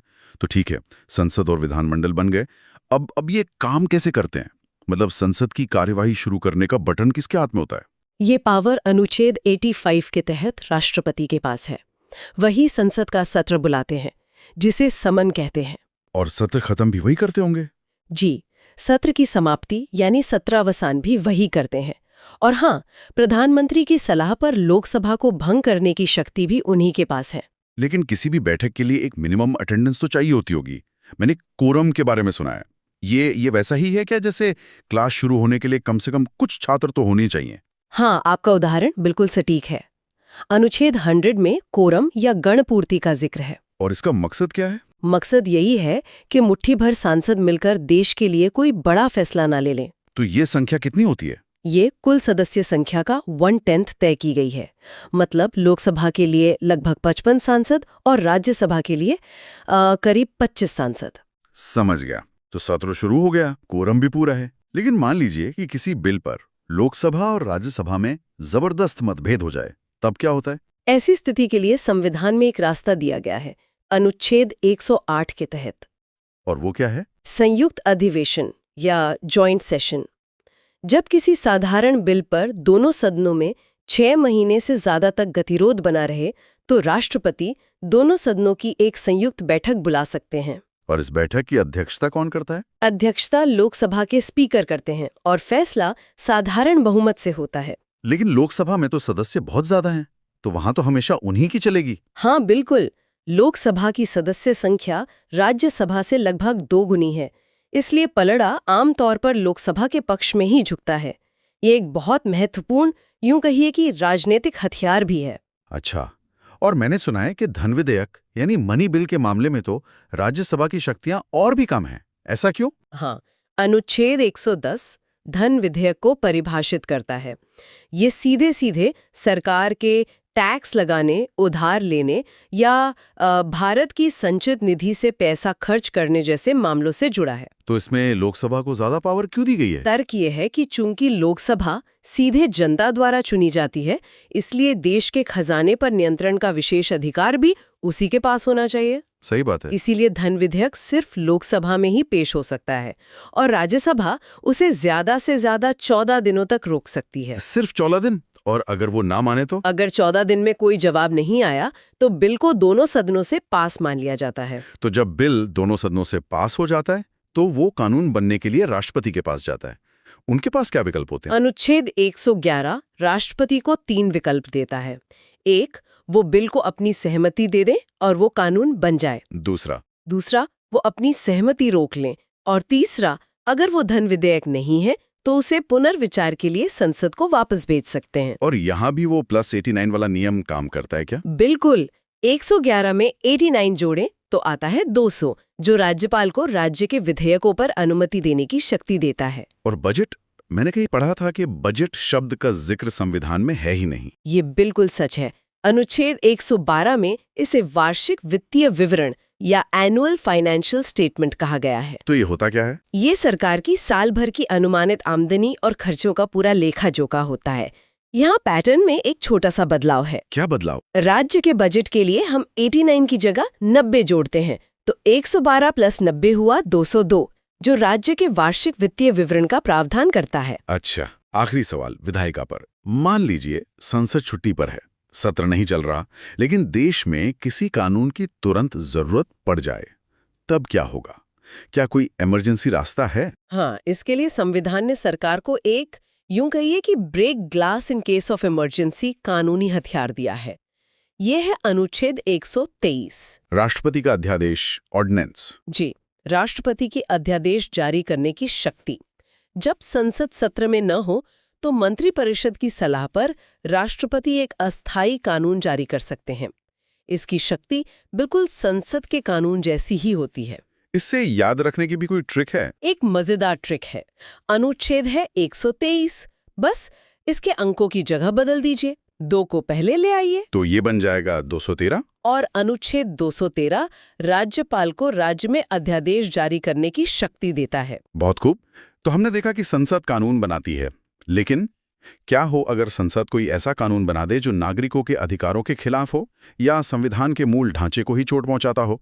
हमारे सिस्टम में रेफरी कौन है? यहीं पर हमारी कहानी के दूसरे और बहुत महत्वपूर्ण किरदार की एंट्री होती है, न्यायपालिका और उसके शिखर पर बैठा सर्वोच्च न्यायालय, सुप्रीम कोर्ट। जी, सुप्रीम कोर्ट ही संविधान का अंतिम व्याख्याकार और संरक्षक है। तो चलिए सुप्रीम कोर्ट को समझते हैं। इसकी स्थापना से जुड़ा कोई अनुच्छेद और उसे याद रखने की कोई ट्रिक? जरूर। अनुच्छेद 124 सुप्रीम कोर्ट की स्थापना और गठन की बात करता है। आप इसे सुप्रीम कोर्ट का जन्म प्रमाण पत्र कह सकते हैं। और ट्रिक? यहाँ भी अंकों के फेरबदल वाली ट्रिक काम करती है। 124 के अंकों को थोड़ा इधर-उधर करें तो ये बन जाता है 214। और 214? अनुच्छेद 214 राज्यों के लिए हाईकोर्ट के गठन का प्रावधान करता है। क्या बात है। अगला अनुच्छेद जजों के वेतन के बारे में है। ये सुनने में तो बड़ा साधारण सा विषय लगता है, क्या इसके पीछे भी कोई गहरा मतलब है? ये बहुत अच्छा सवाल है। ये सिर्फ सैलरी की बात नहीं, ये असल में न्यायपालिका की स्वतंत्रता की गारंटी है। स्वतंत्रता की गारंटी कैसे? अनुच्छेद 125 कहता है कि जजों का वेतन भारत की संचित निधि यानी कंसोलिडेटेड फंड ऑफ इंडिया पर भारित या चार्ज्ड होगा। चार्ज्ड होने का क्या मतलब है? इसका मतलब है कि संसद जजों के वेतन पर बहस तो कर सकती है, लेकिन उसे कम करने के लिए वोट नहीं कर सकती। ये तो एक तरह का फाइनेंशियल फायरवॉल हुआ। बिल्कुल। ये सुनिश्चित करता है कि कोई भी सरकार किसी फैसले से नाराज होकर जजों का वेतन काटने की धमकी न दे सके या उन पर कोई वित्तीय दबाव न बना सके। बिल्कुल। ये न्यायपालिका की निष्पक्षता के लिए बहुत जरूरी है। ये तो वाकई एक मजबूत सुरक्षा कवच है। अब एक और शब्द है जो बहुत टेक्निकल लगता है, अभिलेख न्यायालय या कोर्ट ऑफ रिकॉर्ड, अनुच्छेद 129 में। इसका आम भाषा में क्या मतलब है? इसके 2 बड़े मतलब हैं। पहला, सुप्रीम कोर्ट के सभी फैसले और कार्यवाही को हमेशा के लिए रिकॉर्ड करके रखा जाता है। और उनकी एक मिसाल की तरह अहमियत होती होगी? जी, उसके फैसले देश की बाकी सभी अदालतों के लिए कानून बन जाते हैं, जिसे नजीर या प्रेसिडेंट कहते हैं। और दूसरा मतलब यह है कि सुप्रीम कोर्ट को अपनी अवमानना यानी कंटेम्प्ट ऑफ कोर्ट के लिए किसी को भी सजा देने का अधिकार है। ये शक्ति अदालत की गरिमा और उसके फैसलों का सम्मान सुनिश्चित करने के लिए जरूरी है। यानी सुप्रीम कोर्ट सिर्फ केस नहीं सुलझाता, वो कानून को स्थापित भी करता है। अच्छा, मूल अधिकारिता या ओरिजिनल जुरिस्डिक्शन का क्या मतलब है? क्या इसका मतलब ये है कि कुछ केस लाइन तोड़कर सीधे सुप्रीम कोर्ट में शुरू हो सकते हैं? आपने बिल्कुल सही समझा। अनुच्छेद 131 के तहत कुछ मामले इतने महत्वपूर्ण होते हैं कि उनकी सुनवाई सीधे सुप्रीम कोर्ट में ही शुरू हो सकती है। जैसे कि केंद्र सरकार और किसी राज्य के बीच कोई विवाद हो या फिर 2 राज्यों के बीच आपस में कोई कानूनी टकराव हो। और अब आते हैं उस शक्ति पर जिसे अक्सर सुप्रीम कोर्ट का ब्रह्मास्त्र कहा जाता है, न्यायिक पुनरावलोकन यानी जुडिशियल रिव्यू। ये क्या है? अनुच्छेद 137 में इसकी झलक मिलती है। इसे आप लोकतंत्र का सेफ्टी वॉल्व कह सकते हैं। Safety valve? हाँ, इसका मतलब है कि सुप्रीम कोर्ट संसद द्वारा बनाए गए किसी भी कानून या सरकार के किसी भी आदेश की संवैधानिक जांच कर सकता है, और अगर कोर्ट को लगता है कि वो कानून संविधान का उल्लंघन कर रहा है तो वो उसे रद्द कर सकता है। जी, उसे असंवैधानिक घोषित करके रद्द कर सकता है। ये शक्ति सुनिश्चित करती है कि विधायिका और कार्यपालिका अपनी सीमाओं में रहें। एक आखिरी सवाल सुप्रीम कोर्ट पर। अनुच्छेद 143 के तहत राष्ट्रपति सुप्रीम कोर्ट से सलाह ले सकते हैं। क्या ये सलाह मानना राष्ट्रपति के लिए जरूरी है? नहीं, बिल्कुल नहीं। ये एक सलाहकारी अधिकारिता है, बाध्यकारी नहीं। तो राष्ट्रपति सलाह मानने के लिए बाध्य नहीं है? और ठीक इसी तरह सुप्रीम कोर्ट भी हर मामले में सलाह देने के लिए बाध्य नहीं है। तो ये हुई कानून बनाने वाली और कानून की रक्षा करने वाली संस्था। लेकिन इस पूरे सिस्टम में जो पैसा खर्च हो रहा है उस पर नजर कौन रखता है? जनता के पैसे का हिसाब कौन जांचता है? उसके लिए हमारे संविधान ने एक और बहुत शक्तिशाली और स्वतंत्र संस्था बनाई है, भारत का नियंत्रक एवं महालेखा परीक्षक यानी CAG। CAG इन्हें पब्लिक पर्स का वॉचडॉग यानी सरकारी खजाने का प्रहरी भी कहते हैं, है ना? एकदम सही। अनुच्छेद 148 में सीएजी के पद का प्रावधान है और अनुच्छेद 149 उनके कर्तव्यों और शक्तियों को बताता है। तो उनका मुख्य काम क्या है? उनका मुख्य काम ये जांच करना है कि सरकार ने संसद से जिस काम के लिए पैसा लिया वो पैसा उसी काम पर सही तरीके से खर्च हुआ है या नहीं, कहीं कोई फिजूल खर्ची, अनियमितता या भ्रष्टाचार तो नहीं हुआ। इनकी सबसे बड़ी शक्ति क्या है? इनकी सबसे बड़ी शक्ति है इनका दायरा और इनकी स्वतंत्रता। सीएजी सिर्फ केंद्र सरकारी नहीं बल्कि देश की सभी राज्य सरकारों और सरकारी कंपनियों के खातों की भी जांच करता है। और स्वतंत्रता? उन्हें पद से हटाना उतना ही मुश्किल है जितना सुप्रीम कोर्ट के जज को हटाना। हम अक्सर अखबारों में पढ़ते हैं कि सीएजी की रिपोर्ट से कोई बड़ा घोटाला सामने आया। तो क्या सीएजी किसी को सजा दे सकता है? नहीं, ये एक बहुत अहम बात है। सीएजी एक ऑडिटर है, प्रोसिक्यूटर नहीं। वो सजा नहीं देते। तो फिर उनका काम क्या है? उनका काम तथ्यों को उजागर करना है। अनुच्छेद 151 के मुताबिक वो अपनी ऑडिट रिपोर्ट राष्ट्रपति को सौंपते हैं, जो उसे संसद के पटल पर रखवाते हैं। तो फिर असली एक्शन कैसे होता है? असली कहानी रिपोर्ट संसद में आने के बाद शुरू होती है। ये रिपोर्ट संसद की लोक लेखा समिति यानी पब्लिक अकाउंट्स कमेटी के पास जाती है। और वो समिति पर जांच करती है? जी। मीडिया में बहस होती है, सरकार पर राजनीतिक दबाव बनता है और यहीं से जवाबदेही तय होती है। आपको 2G स्पेक्ट्रम या कोयला ब्लॉक आवंटन जैसे मामले याद होंगे? हाँ, बिल्कुल। ये सब सीएजी की रिपोर्ट के बाद ही बड़े मुद्दे बने थे। तो सीएजी की असली ताकत उसकी रिपोर्ट की प्रामाणिकता और उसके द्वारा पैदा की जाने वाली सार्वजनिक और राजनीतिक जवाबदेही में है। बहुत खूब। तो आज हमने देखा कि कैसे हमारा संविधान सिर्फ अनुच्छेदों का एक संग्रह नहीं है, बल्कि ये शक्तियों के संतुलन का एक जीता जागता और तार्किक ढांचा है। बिल्कुल।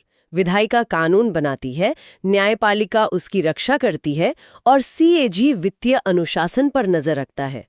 भारतीय संविधान के भाग 6 पर एक गहरी नजर डालते हैं, जो राज्यों की पूरी शासन व्यवस्था की एक तरह से नींव है। बिल्कुल। आज हम राज्यपाल के दफ्तर से लेकर गांव की पंचायत तक का सफर करेंगे।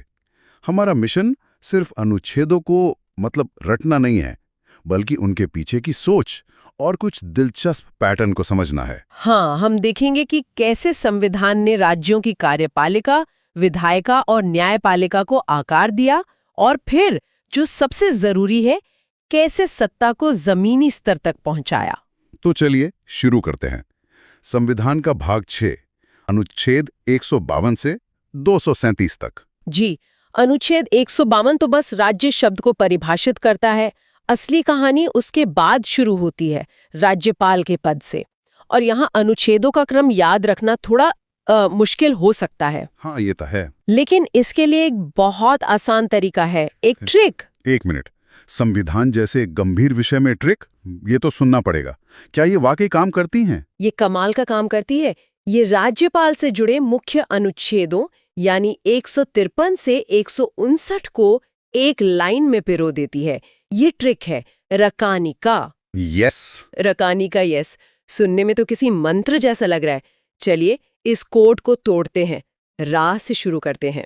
तो अनुच्छेद 153 में रा का मतलब है राज्यपाल का पद, यानी हर राज्य के लिए एक गवर्नर होगा। ठीक है। इसके बाद अनुच्छेद 154 में का से है कार्यपालिका शक्ति। इसका मतलब राज्य की सारी एग्जीक्यूटिव पावर औपचारिक रूप से राज्यपाल में निहित होगी। सारे सरकारी काम उन्हीं के नाम पर होंगे। बिल्कुल। लेकिन यहीं पर एक बड़ा पेच है ना। हम कहते तो हैं कि शक्ति राज्यपाल में है, पर असल में तो वो बस एक नाम मात्र नॉमिनल प्रमुख हैं। सही बात है। असली ताकत तो मुख्यमंत्री और उनकी मंत्रिपरिषद के हाथ में होती है। ये केंद्र के राष्ट्रपति प्रधानमंत्री वाले मॉडल जैसा ही है। आपने बिल्कुल सही नस पकड़ी है। यही संसदीय लोकतंत्र का सार है। अब ट्रिक पर वापस आते हैं। रका हो गया, अगला है नी। नी से नियुक्ति। हाँ, अनुच्छेद 155 में ने का मतलब है नियुक्ति। राज्यपाल की नियुक्ति राष्ट्रपति करते हैं। और अगला का है कार्यकाल के लिए, अनुच्छेद 156 में।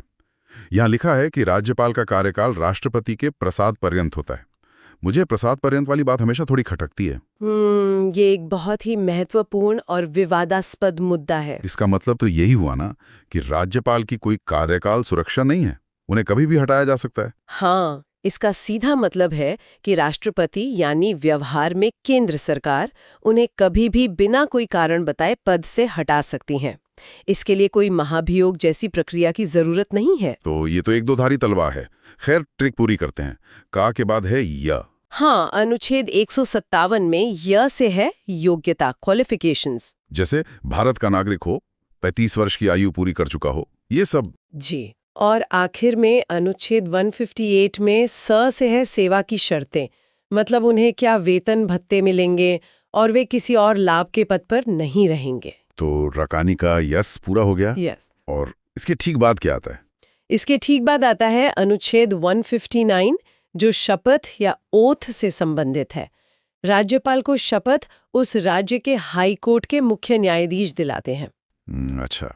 राज्यपाल की एक और बड़ी शक्ति है क्षमादान की शक्ति, अनुच्छेद 161 में। ये राष्ट्रपति की शक्ति से कैसे अलग है? देखिए, मुख्य अंतर यह है कि राज्यपाल मृत्युदंड यानी डेथ सेंटेंस को पूरी तरह माफ नहीं कर सकता। अच्छा। वो सजा को निलंबित कर सकता है या कम कर सकता है, लेकिन पार्डन यानी पूरी तरह बरी नहीं कर सकता। यह शक्ति सिर्फ और सिर्फ राष्ट्रपति के पास है। ये एक बहुत बड़ा वैचारिक अंतर है। अब कार्यपालिका में आगे बढ़ते हैं। अनुच्छेद 163 में मंत्रिपरिषद है, 164 में मुख्यमंत्री की नियुक्ति, और फिर आता है अनुच्छेद 165, महाधिवक्ता। ये कौन होते हैं? महाअधिवक्ता यानी एडवोकेट जनरल राज्य सरकार के सर्वोच्च विधि अधिकारी होते हैं। उनका काम वही है जो केंद्र में अटॉर्नी जनरल का होता है। मतलब सरकार को कानूनी सलाह देना। हाँ, और अदालतों में सरकार का पक्ष रखना। तो ये हुई कार्यपालिका जो कानून लागू करती है। लेकिन ये कानून बनाता कौन है? यहीं पर राज्य की दूसरी बड़ी शाखा विधायिका की भूमिका आती है। बिल्कुल। अनुच्छेद 168 कहता है कि हर राज्य में एक विधानमंडल होगा। अब यहाँ एक दिलचस्प मोड़ आता है अनुच्छेद 169 के साथ। विधान परिषद वाला? हाँ, जो विधान परिषद बनाने या खत्म करने की प्रक्रिया से जुड़ा है। हर राज्य में विधान परिषद नहीं होती, ये एक वैकल्पिक सदन है। और इसे बनाने हटाने की प्रक्रिया भी काफी अनोखी है ना? बहुत अनोखी। पहले राज्य की विधानसभा को एक प्रस्ताव पारित करना होता है, वो भी विशेष बहुमत से। फिर ये प्रस्ताव संसद के पास जाता है और संसद को इसे साधारण बहुमत से पारित करना होता है। जी। एक मिनट, यहाँ विशेष बहुमत और साधारण बहुमत में क्या फर्क है? मतलब इसका कोई गहरा मतलब है? इसका बहुत गहरा मतलब है। राज्य के लिए विशेष बहुमत चाहिए, यानी सदन के कुल सदस्यों का बहुमत और साथ ही उपस्थित और मतदान करने वालों का 2/3 बहुमत। ये मुश्किल होता है। सही है। लेकिन केंद्र यानी संसद को सिर्फ साधारण बहुमत चाहिए, जो आधे से बस एक ज्यादा होता है। ये दिखाता है कि अंतिम शक्ति संसद के हाथ में है। ये तो बहुत दिलचस्प है। तो विधायिका का ढांचा हो गया, लेकिन सिर्फ ढांचा बनाने से तो काम नहीं चलता, इसे चलाने के लिए अधिकारी भी चाहिए। सही कहा। यहीं पर अनुच्छेद 178 और 182 आते हैं, जो क्रमशः विधानसभा के अध्यक्ष, उपाध्यक्ष और विधान परिषद के सभापति, उपसभापति जैसे पदों की व्यवस्था करते हैं। संविधान में ऐसे पैटर्न बहुत हैं जहां केंद्र और राज्य की व्यवस्थाएं एक जैसी लगती हैं। हाँ, और यहाँ 2 और शानदार उदाहरण है। राष्ट्रपति की अध्यादेश जारी करने की शक्ति किस अनुच्छेद में है? 1, 2, 3, 123। अब बस इन अंकों को थोड़ा घुमा दीजिए तो बनता है 213।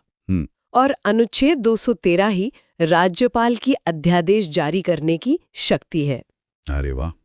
1, 2, 3 और 2, 1, 3। इसी तरह केंद्र का बजट अनुच्छेद 112 में है और राज्य का बजट अनुच्छेद 202 में। ये छोटे छोटे पैटर्न्स संविधान को समझने में बहुत मदद करते हैं। ये तो संविधान में छिपे हुए ईस्टर एग्स खोजने जैसा है। तो हमने नियम बनाने वालों और उन्हें लागू करने वालों को देख लिया, पर अगर इन नियमों पर विवाद हो तो अंतिम फैसला कौन करेगा? यहीं पर राज्य की तीसरी और सबसे महत्वपूर्ण शाखा न्यायपालिका की भूमिका आती है। मतलब हाई कोर्ट्स। एकदम सही। राज्य की न्यायिक व्यवस्था की शुरुआत होती है अनुच्छेद 214 से, जो हर राज्य के लिए एक उच्च न्यायालय का प्रावधान करता है। और यहाँ भी पैटर्न देखिए, सुप्रीम कोर्ट 124, हाई कोर्ट 214। अंकों का वही खेल।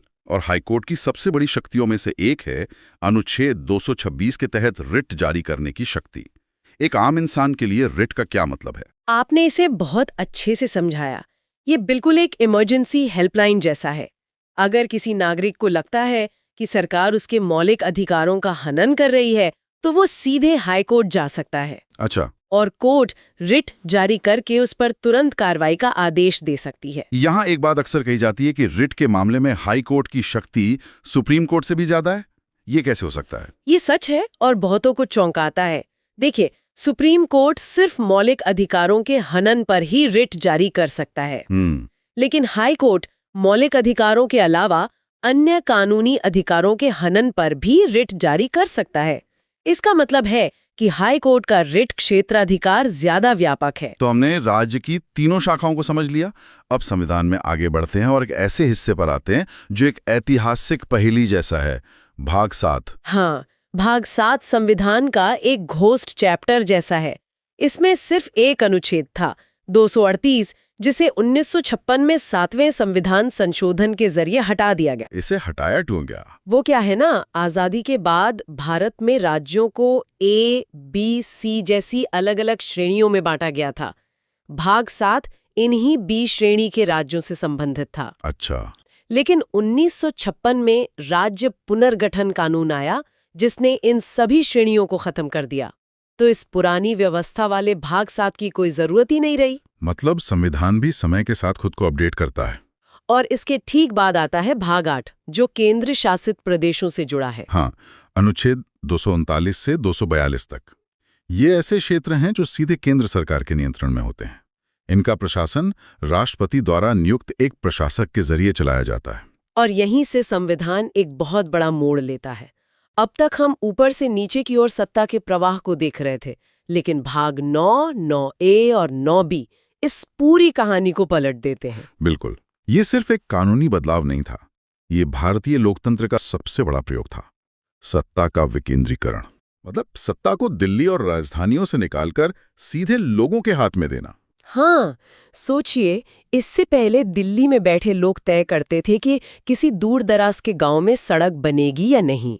इन संशोधनों ने फैसला लेने की ताकत सीधे गांव और शहर के लोगों के हाथ में दे दी। तो सबसे पहले बात करते हैं भाग 9 के, यानी पंचायतें। जी, 73वें संविधान संशोधन 1993 ने भाग 9 को संविधान में जोड़ा। इसने ग्रामीण भारत में त्रिस्तरीय पंचायती राज व्यवस्था को संवैधानिक दर्जा दिया। ग्राम पंचायत, पंचायत समिति और जिला परिषद। बिल्कुल, और इसका महत्व सिर्फ प्रशासनिक नहीं था, ये एक गहरा सामाजिक परिवर्तन भी था, है ना? ये सिर्फ सत्ता देना नहीं था, ये लोकतंत्र की पाठशाला बनाने जैसा था।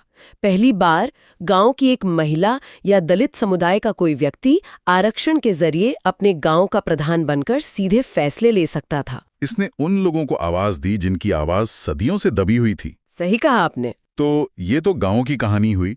शहरों की जरूरतें और समस्याएं तो बिल्कुल अलग होती हैं। बहुत अच्छे से समझता है संविधान। इसीलिए उसी साल 74वें संशोधन के जरिए भाग 9A जोड़ा गया, जो नगर पालिकाओं से संबंधित है। मतलब नगर निगम, नगर पालिका परिषद, ये सब। हाँ, जहाँ पंचायतें कृषि और सिंचाई पर ध्यान देती हैं, वहीं नगर पालिकाएं शहरी नियोजन, जल आपूर्ति, कूड़ा प्रबंधन जैसी शहरी चुनौतियों से निपटती हैं। और इस कड़ी में सबसे नया जुड़ाव है भाग 9B, सहकारी समितियों के बारे में। जी, इसे 97वें संशोधन 2011 में जोड़ा गया।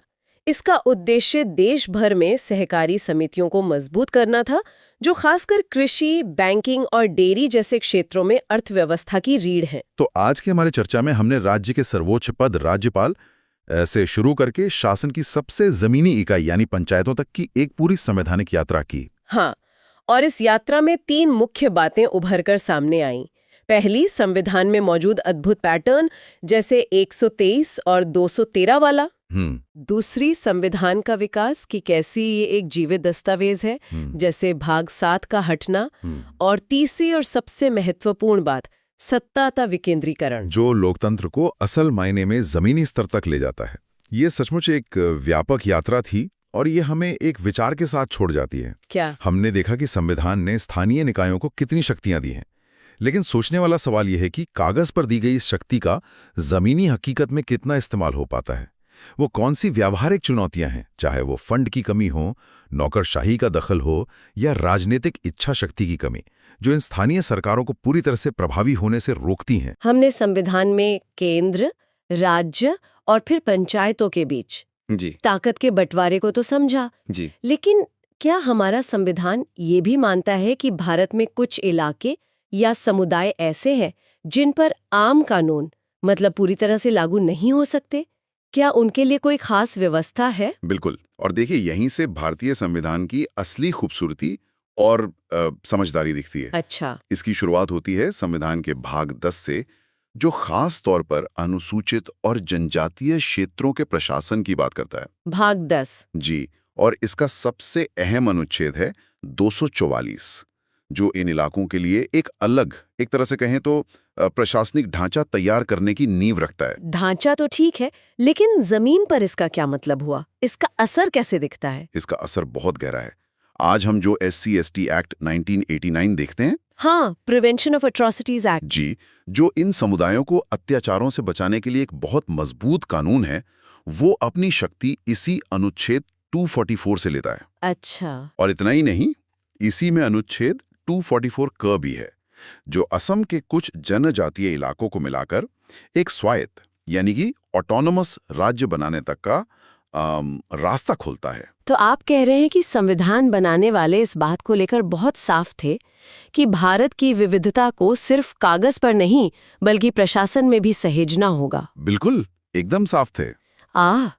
तो ये तो हुई विशेष क्षेत्रों की बात। अब उस क्लासिक रस्साकशी पर आते हैं जो हमेशा से दिल्ली और राज्यों की राजधानियों के बीच चलती आई है, कानून बनाने की शक्ति।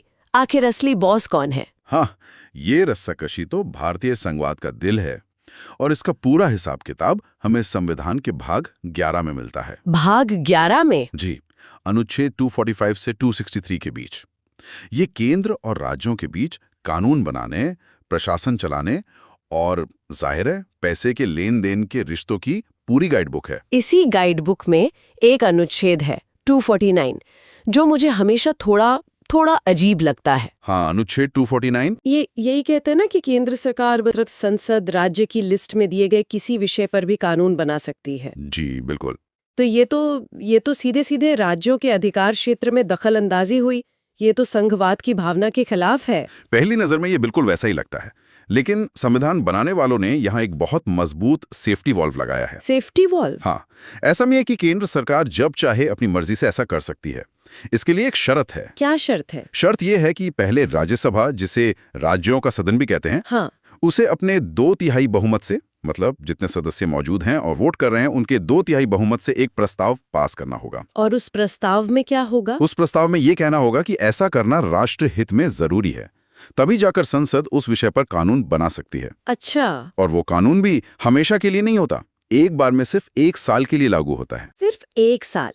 लेकिन ये सेफ्टी वॉल्व सुनने में जितना अच्छा लगता है, क्या असल में उतना मजबूत है? मतलब? मेरा मतलब है, आज की राजनीति में जहां केंद्र में बैठी पार्टी अक्सर राज्यसभा में भी जोड़ तोड़ करके बहुमत हासिल कर ही लेती है, क्या ये प्रावधान सिर्फ एक औपचारिकता बनकर नहीं रह गया है? ये एक बहुत जायज आलोचना है और इस पर हमेशा बहस होती रहती है, लेकिन संविधान का इरादा यही था कि राज्यों की आवाज को पूरी तरह से नजरअंदाज न किया जा सके। ठीक है, पर आलोचक ये भी तो कहते होंगे कि राष्ट्रहित शब्द ही अपने आप में बहुत बड़ा और अस्पष्ट है। सही। इसकी आड़ में तो कोई भी फैसला लिया जा सकता है। बिल्कुल, इसकी व्याख्या बहुत लचीली हो सकती है। तो क्या केंद्र के पास राज्यों के अधिकार क्षेत्र में दाखिल होने के लिए ऐसी और भी मास्टर कीज है? हाँ, आपका ये मास्टर कीज वाला आइडिया ऐसे समझाने के लिए एकदम सही है, और हर ताले के लिए चाबी भी अलग है। अच्छा। पहली चाबी है देश पर संकट की, यानी अनुच्छेद 250। आपातकाल। बिल्कुल,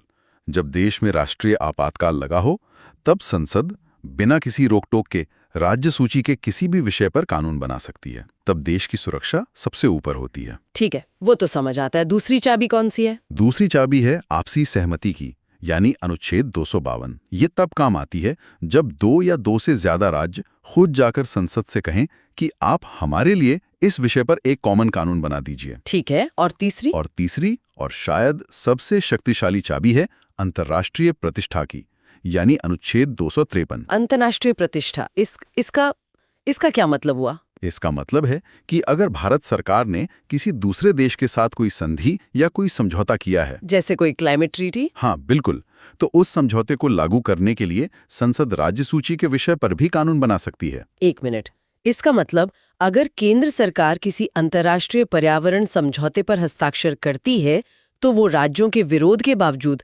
खेती या पानी जैसे राज्य के विषयों पर भी कानून बना सकती है। जी ये तो केंद्र को एक बहुत बड़ी शक्ति देता है जो पर्दे के पीछे से काम कर सकता है। बिल्कुल, और यही इसकी सबसे बड़ी आलोचना भी है और एक तरह से जरूरत भी। जरूरत कैसे? देखिए, वैश्वीकरण के इस दौर में देश को अंतर्राष्ट्रीय मंच पर एक आवाज में बोलना पड़ता है। लेकिन हाँ, आलोचक कहते हैं कि सरकारें इसका इस्तेमाल राज्यों के अधिकार क्षेत्र में बैकडोर एंट्री के लिए कर सकती हैं। तो केंद्र और राज्यों के दायरे तो हमने समझे, लेकिन ये दायरे हमेशा साफ कहाँ होते हैं? जमीन और पानी की सीमाएं तो अक्सर धुंधली हो जाती हैं। सही। तब क्या होता है जब दो राज्य एक ही नदी के पानी के लिए आपस में लड़ पड़े, जैसा हम अक्सर कावेरी या सतलुज के मामले में देखते हैं? तब रेफरी कौन बनता है? इसके लिए भी संविधान ने झगड़े की जगह शांतिपूर्ण समाधान का रास्ता दिखाया है। अनुच्छेद 262। अनुच्छेद 262। हाँ, ये संसद को ये शक्ति देता है कि वो अंतर्राज्यीय नदी जल विवादों को सुलझाने के लिए कानून बनाए। अच्छा इसी शक्ति का इस्तेमाल करके ये अलग अलग नदी जल विवाद ट्रिब्यूनल बनाए जाते हैं। अच्छा, जो हम सुनते हैं कावेरी वाटर ट्रिब्यूनल वगैरह। जी बिल्कुल वही। और क्या कोई ऐसा मंच भी है जहां प्रधानमंत्री और सारे मुख्यमंत्री एक साथ बैठकर अपने मतभेद सुलझा सकें, मतलब बातचीत से? हाँ, उसके लिए अनुच्छेद 263 में अंतर्राज्यीय परिषद यानी इंटरस्टेट काउंसिल की व्यवस्था है। अच्छा, ये एक ऐसा प्लेटफॉर्म है जहां केंद्र और राज्य मिलकर आपसी विवादों को सुलझा सकते हैं और नीतियों में बेहतर तालमेल बना सकते हैं। तो हमने देखा कि कानून बनाने के मामले में पलड़ा साफ तौर पर केंद्र की तरफ झुका हुआ है, खासकर विशेष परिस्थितियों में। जी कह सकते हैं। लेकिन हम सब जानते हैं कि असली शक्ति तो पैसे से आती है। तो क्या वित्त के बंटवारे में भी केंद्र का ही दबदबा है या यहाँ राज्यों को ज्यादा आजादी दी गई है? इस पूरे सिस्टम की तिजोरी की चाबियां किसके पास हैं? बहुत अच्छा सवाल है और इसका जवाब हमें मिलता है संविधान के भाग 12 में अनुच्छेद 664 से 300 क तक। ठीक है। और इसकी शुरुआत होती है लोकतंत्र के एक बहुत बुनियादी सिद्धांत से, अनुच्छेद 265। क्या कहता है ये? ये कहता है नो टैक्सेशन विदाउट रिप्रेजेंटेशन, यानी सरकार बिना कानून बनाए जनता पर 1 रुपए का भी टैक्स नहीं लगा सकती। मतलब सरकार की मनमानी नहीं चलेगी, हर टैक्स के लिए संसद या विधानसभा से मंजूरी लेनी ही होगी। बिल्कुल। और जो भी पैसा टैक्स या दूसरी कमाई से आता है वो अनुच्छेद 266 के तहत भारत की संचित निधि यानी कंसोलिडेटेड फंड ऑफ इंडिया में जमा होता है, यानी कि देश की मुख्य तिजोरी। सही समझे। ये सरकार का मेन सैलरी अकाउंट है, ऐसा समझ लीजिए। सरकार का सारा खर्चा, चाहे वो सैलरी हो, पेंशन हो, योजनाओं का पैसा हो, इसी तिजोरी से संसद की मंजूरी के बाद निकलता है। लेकिन अगर अचानक कोई आपदा आ जाए, जैसे बाढ़ या भूकंप, और मान लीजिए संसद का सेशन ना चल रहा हो, तब तत्काल पैसों की जरूरत कैसे पूरी होगी? उसके लिए एक अलग गुल्लक है। गुल्लक? हाँ, अनुच्छेद 266 में आकस्मिक निधि यानी कंटिजेंसी फंड की व्यवस्था है। इमरजेंसी के लिए रखी गुल्लक। बिल्कुल। ये फंड राष्ट्रपति के अधीन होता है ताकि अचानक आई मुसीबत से निपटने के लिए संसद की मंजूरी का इंतजार ना करना पड़े। बाद में संसद से इसकी भरपाई करवा ली जाती है। रुकिए, अगर सारा पैसा एक ही सरकारी तिजोरी में है तो राज्यों को उनका हिस्सा कैसे मिलता है? क्या उन्हें हर बार केंद्र से मांगना पड़ता है? नहीं। ये तो बहुत बड़ा टकराव का मुद्दा बन सकता है। कौन तय करता है कि उत्तर प्रदेश को कितना मिलेगा और तमिलनाडु को कितना? बेहतरीन सवाल। और इसी टकराव को सुलझाने के लिए संविधान ने एक अंपायर बनाया है। एक और अंपायर? हाँ, वित्त आयोग यानी फाइनेंस कमीशन। अनुच्छेद 280 के तहत राष्ट्रपति हर 5 साल में एक वित्त आयोग का गठन करते हैं। और इसका काम क्या है? इसका काम एक निष्पक्ष रेफरी की तरह ये तय करना है कि टैक्स से जमा हुए पैसे रूपी केक का कितना हिस्सा केंद्र रखेगा और कितना राज्यों में बांटा जाएगा। ये भारत के वित्तीय संघवाद की रीढ़ है। अच्छा, इसी हिस्से में संपत्ति के अधिकार का भी जिक्र है। ये तो पहले एक मौलिक अधिकार था, है ना? हाँ बिल्कुल, पहले ये एक मौलिक अधिकार था। फिर इसका क्या हुआ? 44वें संविधान संशोधन 1978 के जरिए इसे मौलिक अधिकारों की लिस्ट से हटाकर इसी भाग 12 में अनुच्छेद 300 का के तहत एक कानूनी अधिकार बना दिया गया। एक आम इंसान के लिए मौलिक अधिकार और कानूनी अधिकार में असल में क्या फर्क है? फर्क बहुत बड़ा है। अब इसका मतलब है कि सरकार कानून की प्रक्रिया का पालन किए बिना आपकी संपत्ति आपसे नहीं छीन सकती। ठीक है। लेकिन चूंकि ये अब मौलिक अधिकार नहीं है तो इसके उल्लंघन पर आप सीधे सुप्रीम कोर्ट नहीं जा सकते, जैसा कि आप मौलिक अधिकारों के हनन पर जा सकते हैं। अच्छा, तो पहले निचली अदालतों से शुरुआत करनी होगी। जी। तो कानून, प्रशासन और पैसे की बात हो गई, लेकिन इस पूरे सिस्टम को चलाने वाले लोग, यानी हमारी नौकरशाही, जिसे भारत का स्टील फ्रेम भी कहते हैं, उनके बारे में संविधान क्या कहता है? इसके लिए हमें भाग 14 पर आना होगा, जो केंद्र और राज्यों के अधीन काम करने वाली सरकारी सेवाओं की बात करता है। ठीक है। इसमें सबसे महत्वपूर्ण है अनुच्छेद 312, जो अखिल भारतीय सेवाओं यानी ऑल इंडिया सर्विसेज की बात करता है। आईएएस, आईपीएस और आईएफएस। ये बात मुझे हमेशा हैरान करती है। आईएएस, आईपीएस अधिकारी काम तो वो राज्य सरकार के अधीन करते हैं, कलेक्टर या एसपी के तौर पर, जी। लेकिन उन पर आखिरी नियंत्रण केंद्र सरकार का होता है। ये तो एक अजीब सी स्थिति है। तो और अगर कोई नई सर्विस बनानी हो, जैसे मान लीजिए एक इंडियन जुडिशियल सर्विस, तो उसका फैसला कौन लेगा? लोकसभा या राज्य? यही तो इसकी खासियत है। कोई भी नई अखिल भारतीय सेवा बनाने का अधिकार सिर्फ और सिर्फ राज्यसभा के पास है, लोकसभा के पास नहीं। सिर्फ राज्यसभा के पास? क्यों? ऐसा इसलिए किया गया ताकि राज्यों की सहमति सुनिश्चित हो सके, क्योंकि राज्यसभा, जैसा हमने पहले कहा, राज्यों का ही प्रतिनिधित्व करती है। अच्छा, और इन अधिकारियों की भर्ती निष्पक्ष हो, इसके लिए क्या व्यवस्था है? उसके लिए अनुच्छेद 315 है, जो केंद्र के लिए यूपीएससी यानी संघ लोक सेवा आयोग और राज्यों के लिए एसपीएससी यानी राज्य लोक सेवा आयोग के गठन का प्रावधान करता है, ताकि भर्ती मेरिट के आधार पर हो। हाँ, ये स्वतंत्र संस्थाएं हैं जिनका काम है कि भर्ती सिर्फ मेरिट के आधार पर हो, किसी भी तरह के राजनीतिक दबाव में नहीं। और अगर किसी सरकारी कर्मचारी का अपनी सर्विस को लेकर कोई विवाद हो जाए, जैसे प्रमोशन या ट्रांसफर को लेकर, तो क्या उसे भी आम अदालतों में ही जाना पड़ता है? वहां तो सालों लग जाते हैं। नहीं, इसी समस्या को सुलझाने के लिए संविधान में बाद में एक नया हिस्सा जोड़ा गया, भाग 14 क। अच्छा। ये प्रशासनिक न्यायाधिकरणों यानी एडमिनिस्ट्रेटिव ट्रिब्यूनल्स की स्थापना की बात करता है। ये क्या होते हैं? सोचिए, अगर हर सरकारी कर्मचारी अपनी पोस्टिंग को लेकर हाईकोर्ट चला जाए तो अदालतें तो बढ़ जाएंगी। ये ट्रिब्यूनल्स एक तरह की स्पेशल कोर्ट्स हैं जो सिर्फ सर्विस से जुड़े मामले देखती हैं। अच्छा, तो इससे फैसले जल्दी होते होंगे। हाँ, फैसले भी जल्दी होते हैं और इन मामलों के विशेषज्ञ ही सुनवाई करते हैं। तो कुल मिलाकर संविधान ने सिर्फ शक्तियों का बंटवारा ही नहीं किया, बल्कि हर टकराव को सुलझाने और पूरे सिस्टम को चलाने के लिए एक बहुत ही विस्तृत और सूक्ष्म ढांचा तैयार किया है। बिल्कुल, ये एक जीवंत दस्तावेज है। इसने सिर्फ शक्तियों का बंटवारा नहीं किया, बल्कि सहयोग और समाधान के रास्ते भी दिखाए हैं। और इसी संतुलन ने इतने दशकों तक भारत जैसे विशाल और विविध देश को एक सूत्र में बांधे रखा है। इस पूरी चर्चा के बाद एक सवाल मन में आता है। संविधान बनाने वालों ने जिस राष्ट्रहित और विशेष परिस्थितियों की कल्पना की थी, क्या आज के बदलते राजनीतिक, आर्थिक और सामाजिक माहौल में उनकी परिभाषा और उनका इस्तेमाल भी बदल गया है? ये संतुलन कितना नाजुक है और इसे बनाए रखने की जिम्मेदारी आखिर है किसकी? भारत का संविधान सिर्फ एक नियमों की किताब नहीं है। ये एक तरह की मशीन है जिसे हमारे लोकतंत्र को चलाने के लिए डिजाइन किया गया है। बिल्कुल, एक बहुत जटिल और खूबसूरत मशीन। हाँ, और आज हम इसी मशीन के 3 सबसे जरूरी पुर्जों की बात करेंगे। पहला, वो तंत्र जो सरकारें चुनता है। दूसरा, वो व्यवस्था जो हर आवाज को जगह देती है। और तीसरा, वो भाषा जो इन सबको आपस में जोड़ती है। बहुत बढ़िया। तो चलिए सबसे पहले उस गियर से शुरू करते हैं जो इस पूरी मशीन को ताकत देता है, चुनाव।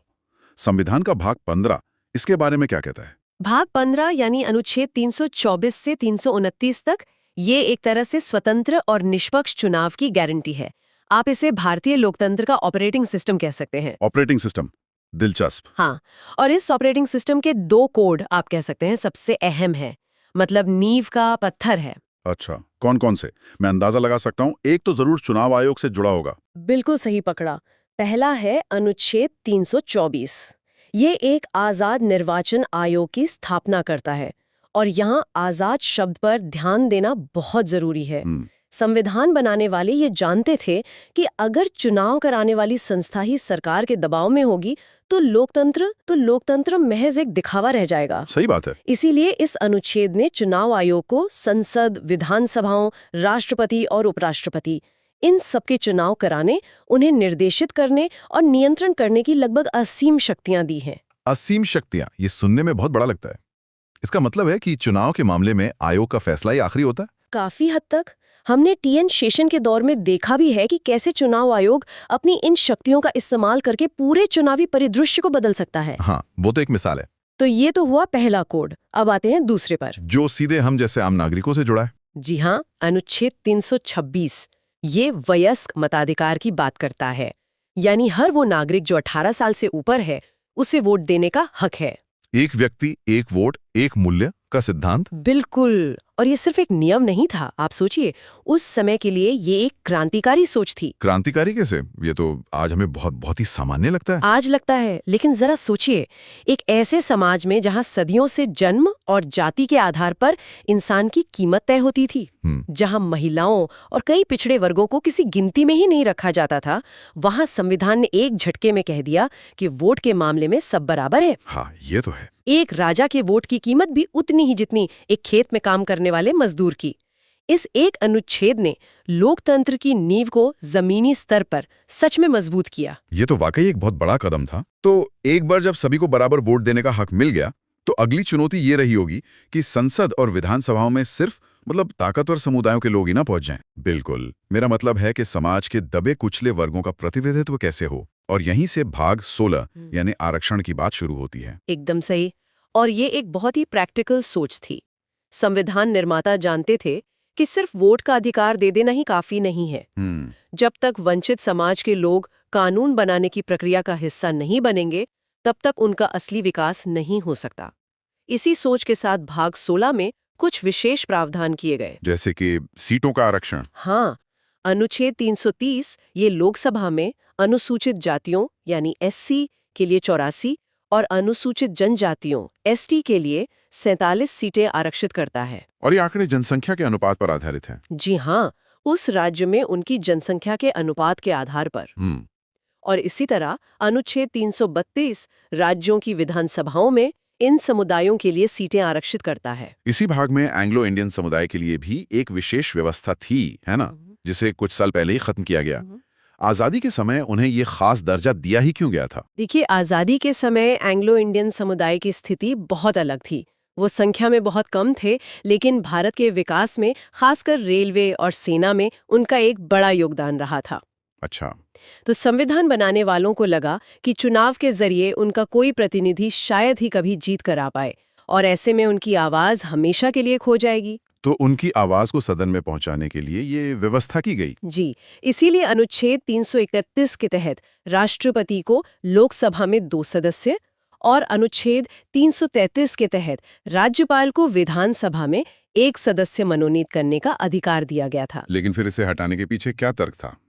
आलोचक कह सकते हैं कि जनसंख्या ही प्रतिनिधित्व का एकमात्र आधार नहीं होना चाहिए। ये सवाल बिल्कुल जायज है और इस पर काफी बहस भी हुई। सरकार का तर्क ये था कि 70 साल बाद अब स्थितियां बदल चुकी हैं।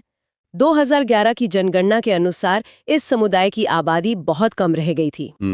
इसलिए 104वें संविधान संशोधन जो 2020 में हुआ, उसके जरिए इस मनोनयन की व्यवस्था को आगे नहीं बढ़ाया गया। एक तरफ SC/ST आरक्षण को अनुच्छेद 334 के तहत 10 साल के लिए, हाँ, 2030 तक आगे बढ़ाया, और दूसरी तरफ एंग्लो इंडियन मनोनयन को खत्म कर दिया। ये तो एक ही तीर से 2 निशाने साधने जैसा हुआ। आप ऐसा कह सकते हैं। ये संशोधन इस बात का एक अच्छा उदाहरण है कि संविधान कोई जड़ दस्तावेज नहीं है, बल्कि समय के साथ बदलती जरूरतों के हिसाब से इसमें बदलाव होते रहते हैं। ठीक है, तो सीटों में आरक्षण देकर प्रतिनिधित्व तो सुनिश्चित कर दिया गया, लेकिन अगर इन समुदायों के अधिकारों का हनन हो, उनके साथ भेदभाव हो, तो वे शिकायत लेकर कहाँ जाएंगे? क्या इसके लिए भी कोई मजबूत व्यवस्था बनाई गई? बिल्कुल, और यही संविधान की खूबसूरती दिखती है। उसने सिर्फ अधिकार नहीं दिए, बल्कि उन अधिकारों की रक्षा के लिए संस्थाएं भी बनाई। एक तरह के वॉचडॉग। हाँ, वॉचडॉग, जो सरकार से स्वतंत्र होकर काम करते हैं। पहले देखिए, अनुसूचित जाति और अनुसूचित जनजाति के लिए एक ही राष्ट्रीय आयोग हुआ करता था। अच्छा, एक ही था? जी, लेकिन बाद में ये महसूस किया गया कि दोनों समुदायों के मुद्दे, उनकी संस्कृति, उनकी जरूरतें काफी अलग-अलग हैं। तो फिर इन्हें अलग कर दिया गया? हाँ, संविधान में संशोधन करके आज की स्थिति ये है कि हमारे पास 3 शक्तिशाली राष्ट्रीय आयोग है। 3? जी, अनुच्छेद 338 के तहत राष्ट्रीय अनुसूचित जाति आयोग, अनुच्छेद 338 क के तहत राष्ट्रीय अनुसूचित जनजाति आयोग, और 2018 में 102वें संशोधन के बाद अनुच्छेद 338 ख के तहत राष्ट्रीय अन्य पिछड़ा वर्ग आयोग, जिसे संवैधानिक दर्जा दिया गया। एक मिनट, यहाँ थोड़ा कंफ्यूजन होता है। एक और पिछड़ा वर्ग आयोग का जिक्र अनुच्छेद 340 में भी मिलता है, जिसके तहत मंडल आयोग बना था। हाँ, सही पकड़ा आपने। तो अनुच्छेद 338 ख वाले आयोग और 340 वाले आयोग में क्या फर्क है? ये एक बहुत ही बारीक लेकिन महत्वपूर्ण अंतर है। अनुच्छेद 338 वाला ओबीसी आयोग एक संवैधानिक निकाय है, मतलब कॉन्स्टिट्यूशनल बॉडी। और 340 वाला? अनुच्छेद 340 के तहत राष्ट्रपति जो आयोग बनाते हैं वो आमतौर पर एक वैधानिक निकाय यानी स्टैट्यूटरी बॉडी होता है। संवैधानिक और वैधानिक, ये शब्द सुनने में एक जैसे लगते हैं, लेकिन मुझे लगता है इनमें जमीन आसमान का फर्क है। क्या आप इसे और आसान शब्दों में समझा सकती हैं? जरूर। इसे ऐसे समझिए, संवैधानिक निकाय घर की नींव की तरह है जिसे संविधान ने खुद बनाया है। इसे हटाने या इसकी शक्तियों को कम करने के लिए आपको संविधान में ही बदलाव करना पड़ेगा, जो एक बहुत मुश्किल प्रक्रिया है। ये आयोग बहुत शक्तिशाली होते हैं। और वैधानिक निकाय? वो घर के अंदर के एक दीवार की तरह है जिसे संसद ने एक सामान्य कानून बनाकर खड़ा किया है। अच्छा। सरकार चाहे तो उस कानून को बदलकर या हटाकर उस दीवार को आसानी से गिरा सकती है। मंडल आयोग जैसे आयोगों का काम किसी खास मुद्दे की जांच करके सिफारिशें देना होता है और उनकी सिफारिशें सरकार पर बाध्यकारी भी नहीं होती। समझ गया। यानी एक स्थायी पहरेदार है और दूसरा किसी खास काम के लिए नियुक्त किया गया जांच अधिकारी। बिल्कुल। अब एक आखिरी सवाल इस विषय पर। किसी जाति को एससी या एसटी की सूची में डालने या निकालने का अंतिम अधिकार किसके पास है? ये अधिकार सिर्फ और सिर्फ भारत के राष्ट्रपति के पास है। अनुच्छेद 341 एससी के लिए और अनुच्छेद 342 एसटी के लिए राष्ट्रपति को ये शक्ति देते हैं कि वे राज्यपाल से सलाह मशवरा करके किसी भी जाति या जनजाति को इस सूची में शामिल या बाहर कर सकते हैं। तो हमने चुनाव की मशीनरी और सामाजिक प्रतिनिधित्व के सुरक्षा कवच को समझ लिया, लेकिन इन सब के बाद एक बहुत बड़ा सवाल खड़ा होता है, खासकर भारत जैसे देश में जहां कहते हैं हर 50 किलोमीटर पर बोली बदल जाती है। संवाद का सवाल। इतनी सारी आवाजें, इतने सारे समुदाय, ये सब एक दूसरे से और सरकार से बात किस भाषा में करेंगे? हाँ, ये तो बहुत बड़ा और मैं कहूँगा भावनात्मक मुद्दा होगा। और यहीं से शुरू होता है संविधान का भाग 17 और वो बहस जिसका नतीजा आज भी हमारी राजनीति का एक अहम हिस्सा है। बिल्कुल। संविधान सभा में भाषा को लेकर जितनी तीखी और लंबी बहसें हुईं, उतनी शायद ही किसी और मुद्दे पर हुई हों। दक्षिण भारत के सदस्य किसी भी तरह से हिंदी को थोपे जाने के खिलाफ थे, जबकि उत्तर भारत के नेता हिंदी को राष्ट्रभाषा बनाने पर अड़े थे। और इसी भ्रम के चलते आज भी बहुत से लोग मानते हैं कि हिंदी हमारी राष्ट्रभाषा है। संविधान असल में क्या कहता है? संविधान इस पर बिल्कुल साफ है और कोई भ्रम नहीं छोड़ता। अनुच्छेद 343 कहता है संघ की राजभाषा हिंदी और लिपि देवनागरी होगी। राजभाषा? जी, यहाँ ध्यान देने वाला शब्द है राजभाषा यानी ऑफिशियल लैंग्वेज, राष्ट्रभाषा यानी नेशनल लैंग्वेज नहीं। तो भारत की कोई एक राष्ट्रभाषा नहीं है? नहीं, भारत की अनेक भाषाएं हैं और संविधान उन सभी का सम्मान करता है। हिंदी को राजभाषा का दर्जा इसलिए दिया गया ताकि केंद्र सरकार अपना कामकाज कर सके, क्योंकि ये देश के एक बड़े हिस्से में बोली और समझी जाती थी। और ये फैसला 14 सितंबर 1949 को लिया गया था, है ना? जी, इसीलिए हम हर साल 14 सितंबर को राष्ट्रीय हिंदी दिवस मनाते हैं। अच्छा, और एक विश्व हिंदी दिवस भी तो होता है 10 जनवरी को। जी, इन दोनों में अक्सर लोग उलझ जाते हैं। सही कहा। विश्व हिंदी दिवस का संबंध पहले विश्व हिंदी सम्मेलन से है, जो 10 जनवरी 1975 को नागपुर में हुआ था। उसका मकसद दुनिया भर में हिंदी का प्रचार प्रसार करना है। तो 14 सितंबर राष्ट्रीय दिवस है और 10 जनवरी अंतर्राष्ट्रीय। बिल्कुल। तो संविधान ने सिर्फ केंद्र की भाषा तय की या राज्यों और गैर हिंदी भाषी लोगों के हितों का भी ध्यान रखा? संविधान ने इस विविधता का पूरा सम्मान किया और यही तो इसकी महानता है। अनुच्छेद 345 राज्यों को अपनी एक या एक से अधिक राजभाषा चुनने का पूरा अधिकार देता है। अच्छा।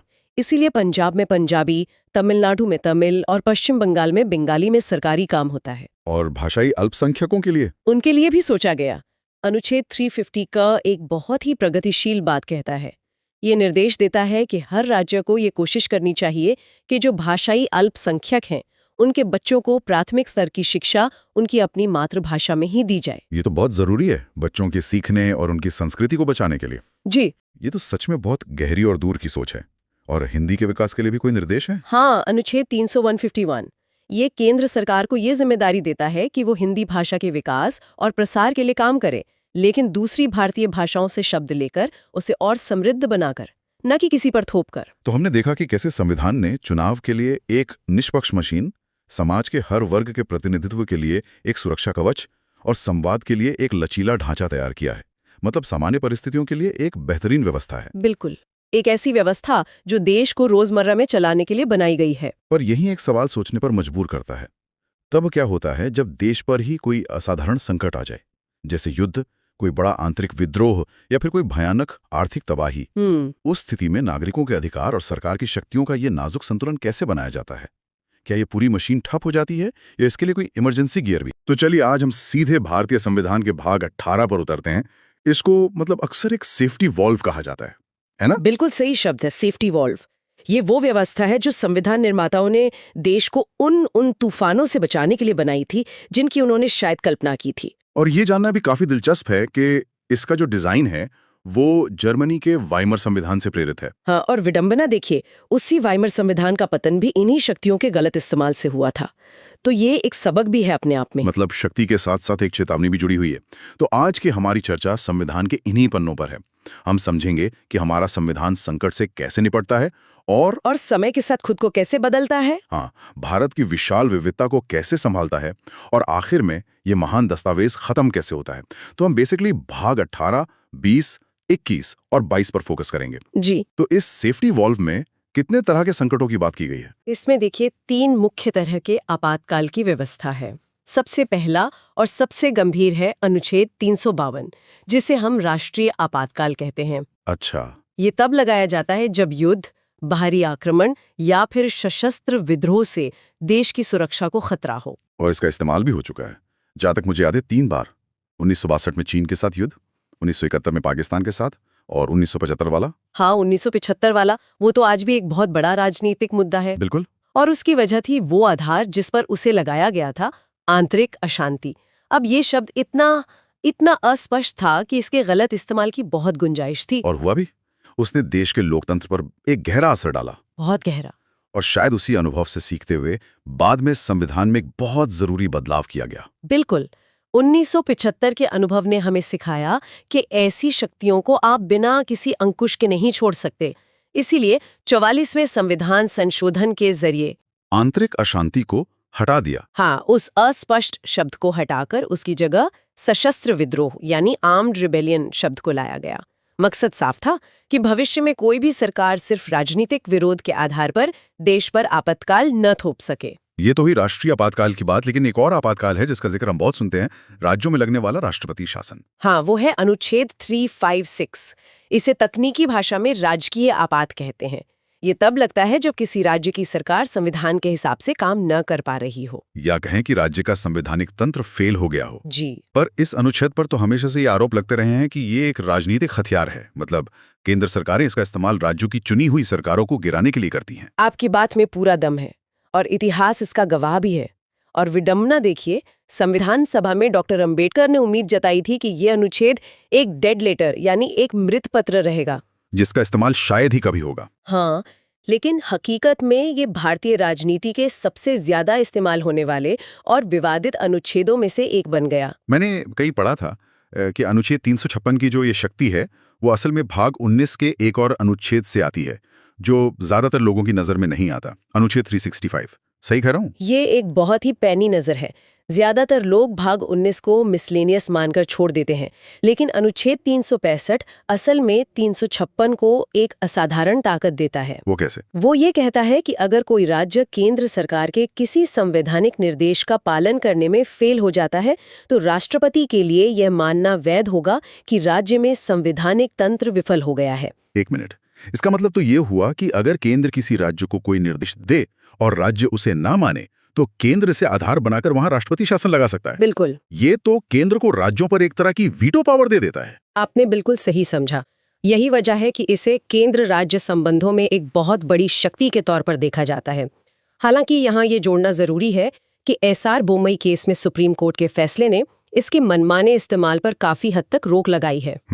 अब उतना आसान नहीं रहा है। जी, अब सरकार को अपनी कार्रवाई को संसद और अदालत दोनों के सामने सही साबित करना होता है। ठीक है। और तीसरा आपातकाल कौन सा है? तीसरा है अनुच्छेद 360 यानी वित्तीय आपातकाल।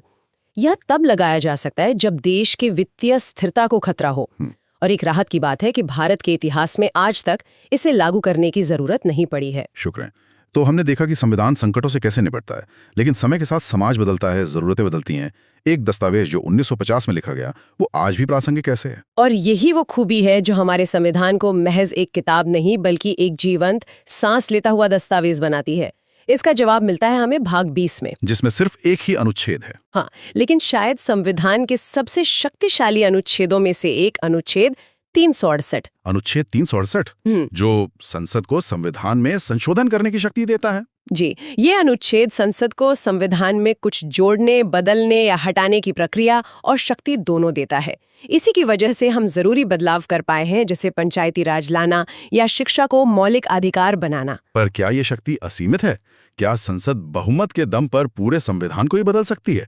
मान लीजिए, क्या वो भारत के लोकतांत्रिक स्वरूप को ही खत्म कर सकती है? ये एक बहुत ही महत्वपूर्ण सवाल है और इसी सवाल के जवाब में भारतीय न्यायपालिका का सबसे बड़ा योगदान छिपा है। केशवानंद भारती मामले में 1973 में सुप्रीम कोर्ट ने मूल संरचना यानी बेसिक स्ट्रक्चर का सिद्धांत दिया। अच्छा, संसद मूल ढांचे को नहीं बदल सकती, मगर ये मूल ढांचा है क्या? ये तय कौन करता है? क्या इसकी कोई फिक्स्ड लिस्ट है? यही तो इस सिद्धांत की खूबसूरती और जटिलता है। इसकी कोई पत्थर की लकीर वाली सूची नहीं है। सुप्रीम कोर्ट ने कहा कि ये समय समय पर अदालत ही तय करेगी कि संविधान का मूल ढांचा क्या है। लेकिन मोटे तौर पर इसमें लोकतंत्र, धर्मनिरपेक्षता, शक्तियों का बंटवारा, कानून का शासन, ये सब चीजें शामिल हैं। ये सिर्फ एक अंकुश नहीं है, ये संविधान की आत्मा को बचाने का एक कवच है। सही बात है। सोचिए, अगर ये सिद्धांत न होता तो कोई भी सरकार भारी बहुमत के दम पर देश को एक दलीय प्रणाली में बदल सकती थी या नागरिकों के मौलिक अधिकार ही छीन सकती थी। तो ये हमारे लोकतंत्र को बहुमत की तानाशाही बनने से रोकता है। तो हमने संकट और बदलाव दोनों देख लिए, लेकिन भारत की सबसे बड़ी खूबसूरती इसकी विविधता है। इतने सारे राज्य, भाषाएं, संस्कृतियां, संविधान इसे कैसे संभालता है? यहाँ पर शायद भाग 21 की भूमिका आती है। बिल्कुल। भाग 21 में कुछ राज्यों के लिए विशेष, अस्थायी और संक्रमणकालीन प्रावधान है। इसमें जो अनुच्छेद 371 की लंबी लिस्ट है, उसे छात्र अक्सर रटने की कोशिश करते हैं, पर इसे रटना नहीं, इसके पीछे की भावना को समझना जरूरी है। और वो भावना क्या है? वो भावना है भारत की विविधता का सम्मान करना। ये मानना कि हर राज्य की अपनी खास जरूरतें हो सकती हैं जिन्हें कॉमन कानून से पूरा नहीं किया जा सकता। हाँ, कुछ उदाहरणों से समझते हैं, ये बेहतर होगा। जरूर। जैसे एक तरफ अनुच्छेद 371 है जो महाराष्ट्र और गुजरात के कुछ पिछड़े इलाकों जैसे विदर्भ और सौराष्ट्र के लिए विकास बोर्ड बनाने की बात करता है, ताकि उन क्षेत्रों का समान विकास हो सके। बिल्कुल। तो यहाँ मकसद आर्थिक संतुलन है। दूसरी तरफ अनुच्छेद 371A देखिए, जो नागालैंड के लिए है। ये उनकी अनूठी संस्कृति, उनके पारंपरिक कानूनों और भूमि अधिकारों की रक्षा करता है। तो यहाँ मकसद सांस्कृतिक पहचान का संरक्षण है। अच्छा, तो एक जगह विकास की जरूरत है और दूसरी जगह संस्कृति के संरक्षण की। क्या बात है, एकदम सही। एक और उदाहरण देखिए, अनुच्छेद 371F जो सिक्किम से संबंधित है। सिक्किम भारत में बाद में शामिल हुआ, तो ये प्रावधान उसके विलय की शर्तों का सम्मान करता है। तो हर प्रावधान के पीछे एक अलग कहानी है, एक अलग जरूरत है। ये दिखाता है कि हमारा संविधान कितना लचीला है और विविधता को एक समस्या नहीं बल्कि एक सच्चाई मानकर उसका सम्मान करता है। ये समझने का एक बहुत बेहतर तरीका है। तो अब हम संविधान की इस यात्रा के बिल्कुल अंत में आ गए हैं। भाग 22, इस महान दस्तावेज का समापन कैसे होता है? इसका समापन बहुत ही व्यवहारिक और औपचारिक तरीके से होता है। कोई भव्य भाषण नहीं, बस दस्तावेज को कानूनी रूप से पूरा किया जाता है। अनुच्छेद 393 इस दस्तावेज को उसका आधिकारिक नाम देता है, भारत का संविधान या द कॉन्स्टिट्यूशन ऑफ इंडिया। और इसके लागू होने की तारीख? वो अनुच्छेद 394 में बताई गई है, 26 जनवरी 1950, हमारा गणतंत्र दिवस। हालांकि यहाँ एक रोचक बात यह है कि नागरिकता, चुनाव जैसे कुछ जरूरी अनुच्छेद 26 नवंबर 1949 को ही लागू कर दिए गए थे। अच्छा, ऐसा क्यों? ताकि जब 26 जनवरी को पूरा संविधान लागू हो तो देश को चलाने के लिए एक बुनियादी व्यवस्था पहले से तैयार हो। स्मार्ट। एक और बात, हमारा संविधान मूल रूप से तो सिर्फ अंग्रेजी में लिखा गया था। इसके हिंदी संस्करण को आधिकारिक दर्जा कब मिला? ये एक बहुत अच्छा सवाल है। मूल संविधान सिर्फ अंग्रेजी में था। सालों बाद 1987 में 58वें संशोधन के जरिए अनुच्छेद 394A जोड़ा गया। इसके जरिए संविधान के हिंदी अनुवाद को कानूनी रूप से ऑथराइज्ड टेक्स्ट का दर्जा दिया गया। मतलब अपने ही देश के संविधान का आधिकारिक हिंदी रूप आने में 37 साल लग गए। ये थोड़ा अजीब लगता है। ये उस समय की चुनौतियों को दिखाता है। कानूनी भाषा का सटीक अनुवाद करना एक बहुत जटिल काम था और इस पर आम सहमति बनाने में समय लगा। तो जैसे ही ये नया संविधान लागू हुआ, उन पुराने कानूनों का क्या हुआ जो ब्रिटिश राज के समय से चले आ रहे थे, जैसे भारत सरकार अधिनियम 1935? उसके लिए है हमारा अंतिम अनुच्छेद 395। ये अनुच्छेद सिर्फ 2 पुराने कानूनों को रद्द करता है, लेकिन इसका प्रतीकात्मक महत्व बहुत बड़ा है। अच्छा, ये एक तरह से पुराने युग के अंत और नए युग की शुरुआत की औपचारिक घोषणा है। वो 2 कानून थे, भारत सरकार अधिनियम 1935 और भारतीय स्वतंत्रता अधिनियम 1947। और इन दोनों को निरस्त करके अनुच्छेद 395 ने औपचारिक रूप से ब्रिटिश संसदीय संप्रभुता को भारत से समाप्त कर दिया। और इसी के साथ भारत पूरी तरह से एक नए संप्रभु, गणतांत्रिक और संवैधानिक युग में प्रवेश कर गया। एकदम सही। संप्रभु यानी अब हम अपने फैसले लेने के लिए आजाद थे, और गणतांत्रिक यानी देश का प्रमुख कोई राजा या रानी नहीं, बल्कि जनता द्वारा चुना गया एक राष्ट्रपति होगा। अनुच्छेद 395 इन दोनों विचारों पर अंतिम कानूनी मोहर लगाता है। ये पूरी यात्रा वाकई शानदार रही, संकट के लिए सेफ्टी वॉल्व से लेकर एक नए युग की शुरुआत तक। बिल्कुल। तो आज की इस चर्चा को समाप्त करने से पहले मैं सुनने वालों के लिए एक विचार छोड़ना चाहूंगी। जरूर। अनुच्छेद 395 ने औपचारिक रूप से औपनिवेशिक युग के कानूनों को तो समाप्त कर दिया, लेकिन सोचने वाली बात यह है कि आज भी हमारी कानूनी, पुलिस और प्रशासनिक प्रणालियों पर उनकी भावना या उनके ढांचे का कितना प्रभाव बाकी है। क्या हमने सिर्फ कानून बदले हैं या मानसिकता भी बदली है? बिल्कुल। ये एक बहुत गहरा सवाल है जिस पर हम सभी को सोचना चाहिए। हमारे channel NMM's Academy and AI for Exam को लाइक करके सब्सक्राइब एंड शेयर जरूर कर दें और PDF के लिए टेलीग्राम ज्वाइन करना ना भूलें, लिंक डिस्क्रिप्शन में है। अगला सवाल ये है, भारतीय संविधान का अनुच्छेद 14 ये किससे संबंधित है? अच्छा। और हमारे पास जो विकल्प हैं वो हैं धर्म की स्वतंत्रता, कानून के समक्ष समानता, जीवन का अधिकार या फिर शिक्षा का अधिकार। इसका सही जवाब है बी, यानी कानून के समक्ष समानता। कानून के समक्ष समानता। जी। और यहाँ दिलचस्प बात यह है कि ये अनुच्छेद ये सुनिश्चित करता है कि देश का कानून हर नागरिक के लिए एक समान है, चाहे उसका पद, धर्म या लिंग कुछ भी हो। बिल्कुल, ये हमारे भारतीय लोकतंत्र का एक, आप कह सकती हैं, बुनियादी सिद्धांत है। अच्छा, तो अगला सवाल, अनुच्छेद 19 किससे संबंधित है? विकल्प हैं संवैधानिक उपचार, मौलिक कर्तव्य, स्वतंत्रता के अधिकार या संपत्ति का अधिकार। इसका जवाब है सी, स्वतंत्रता के अधिकार। स्वतंत्रता के अधिकार। हाँ, और ये एक बहुत ही महत्वपूर्ण अनुच्छेद है। ये नागरिकों को कई तरह की स्वतंत्रता देता है, जैसे कि बोलने और अभिव्यक्ति की स्वतंत्रता, और शांतिपूर्ण ढंग से इकट्ठा होने की स्वतंत्रता भी। जी, और देश में कहीं भी आने जाने की आजादी, ये सब इसी में शामिल है। अब बात करते हैं अनुच्छेद 21 की। इसके अंतर्गत कौन सा अधिकार शामिल है? अनुच्छेद 21। हाँ। शिक्षा का अधिकार, जीवन और व्यक्तिगत स्वतंत्रता का अधिकार, समानता का अधिकार या धर्म का अधिकार। सही विकल्प है बी, जीवन और व्यक्तिगत स्वतंत्रता का अधिकार। और इसका दायरा तो बहुत बड़ा है ना? बहुत बड़ा।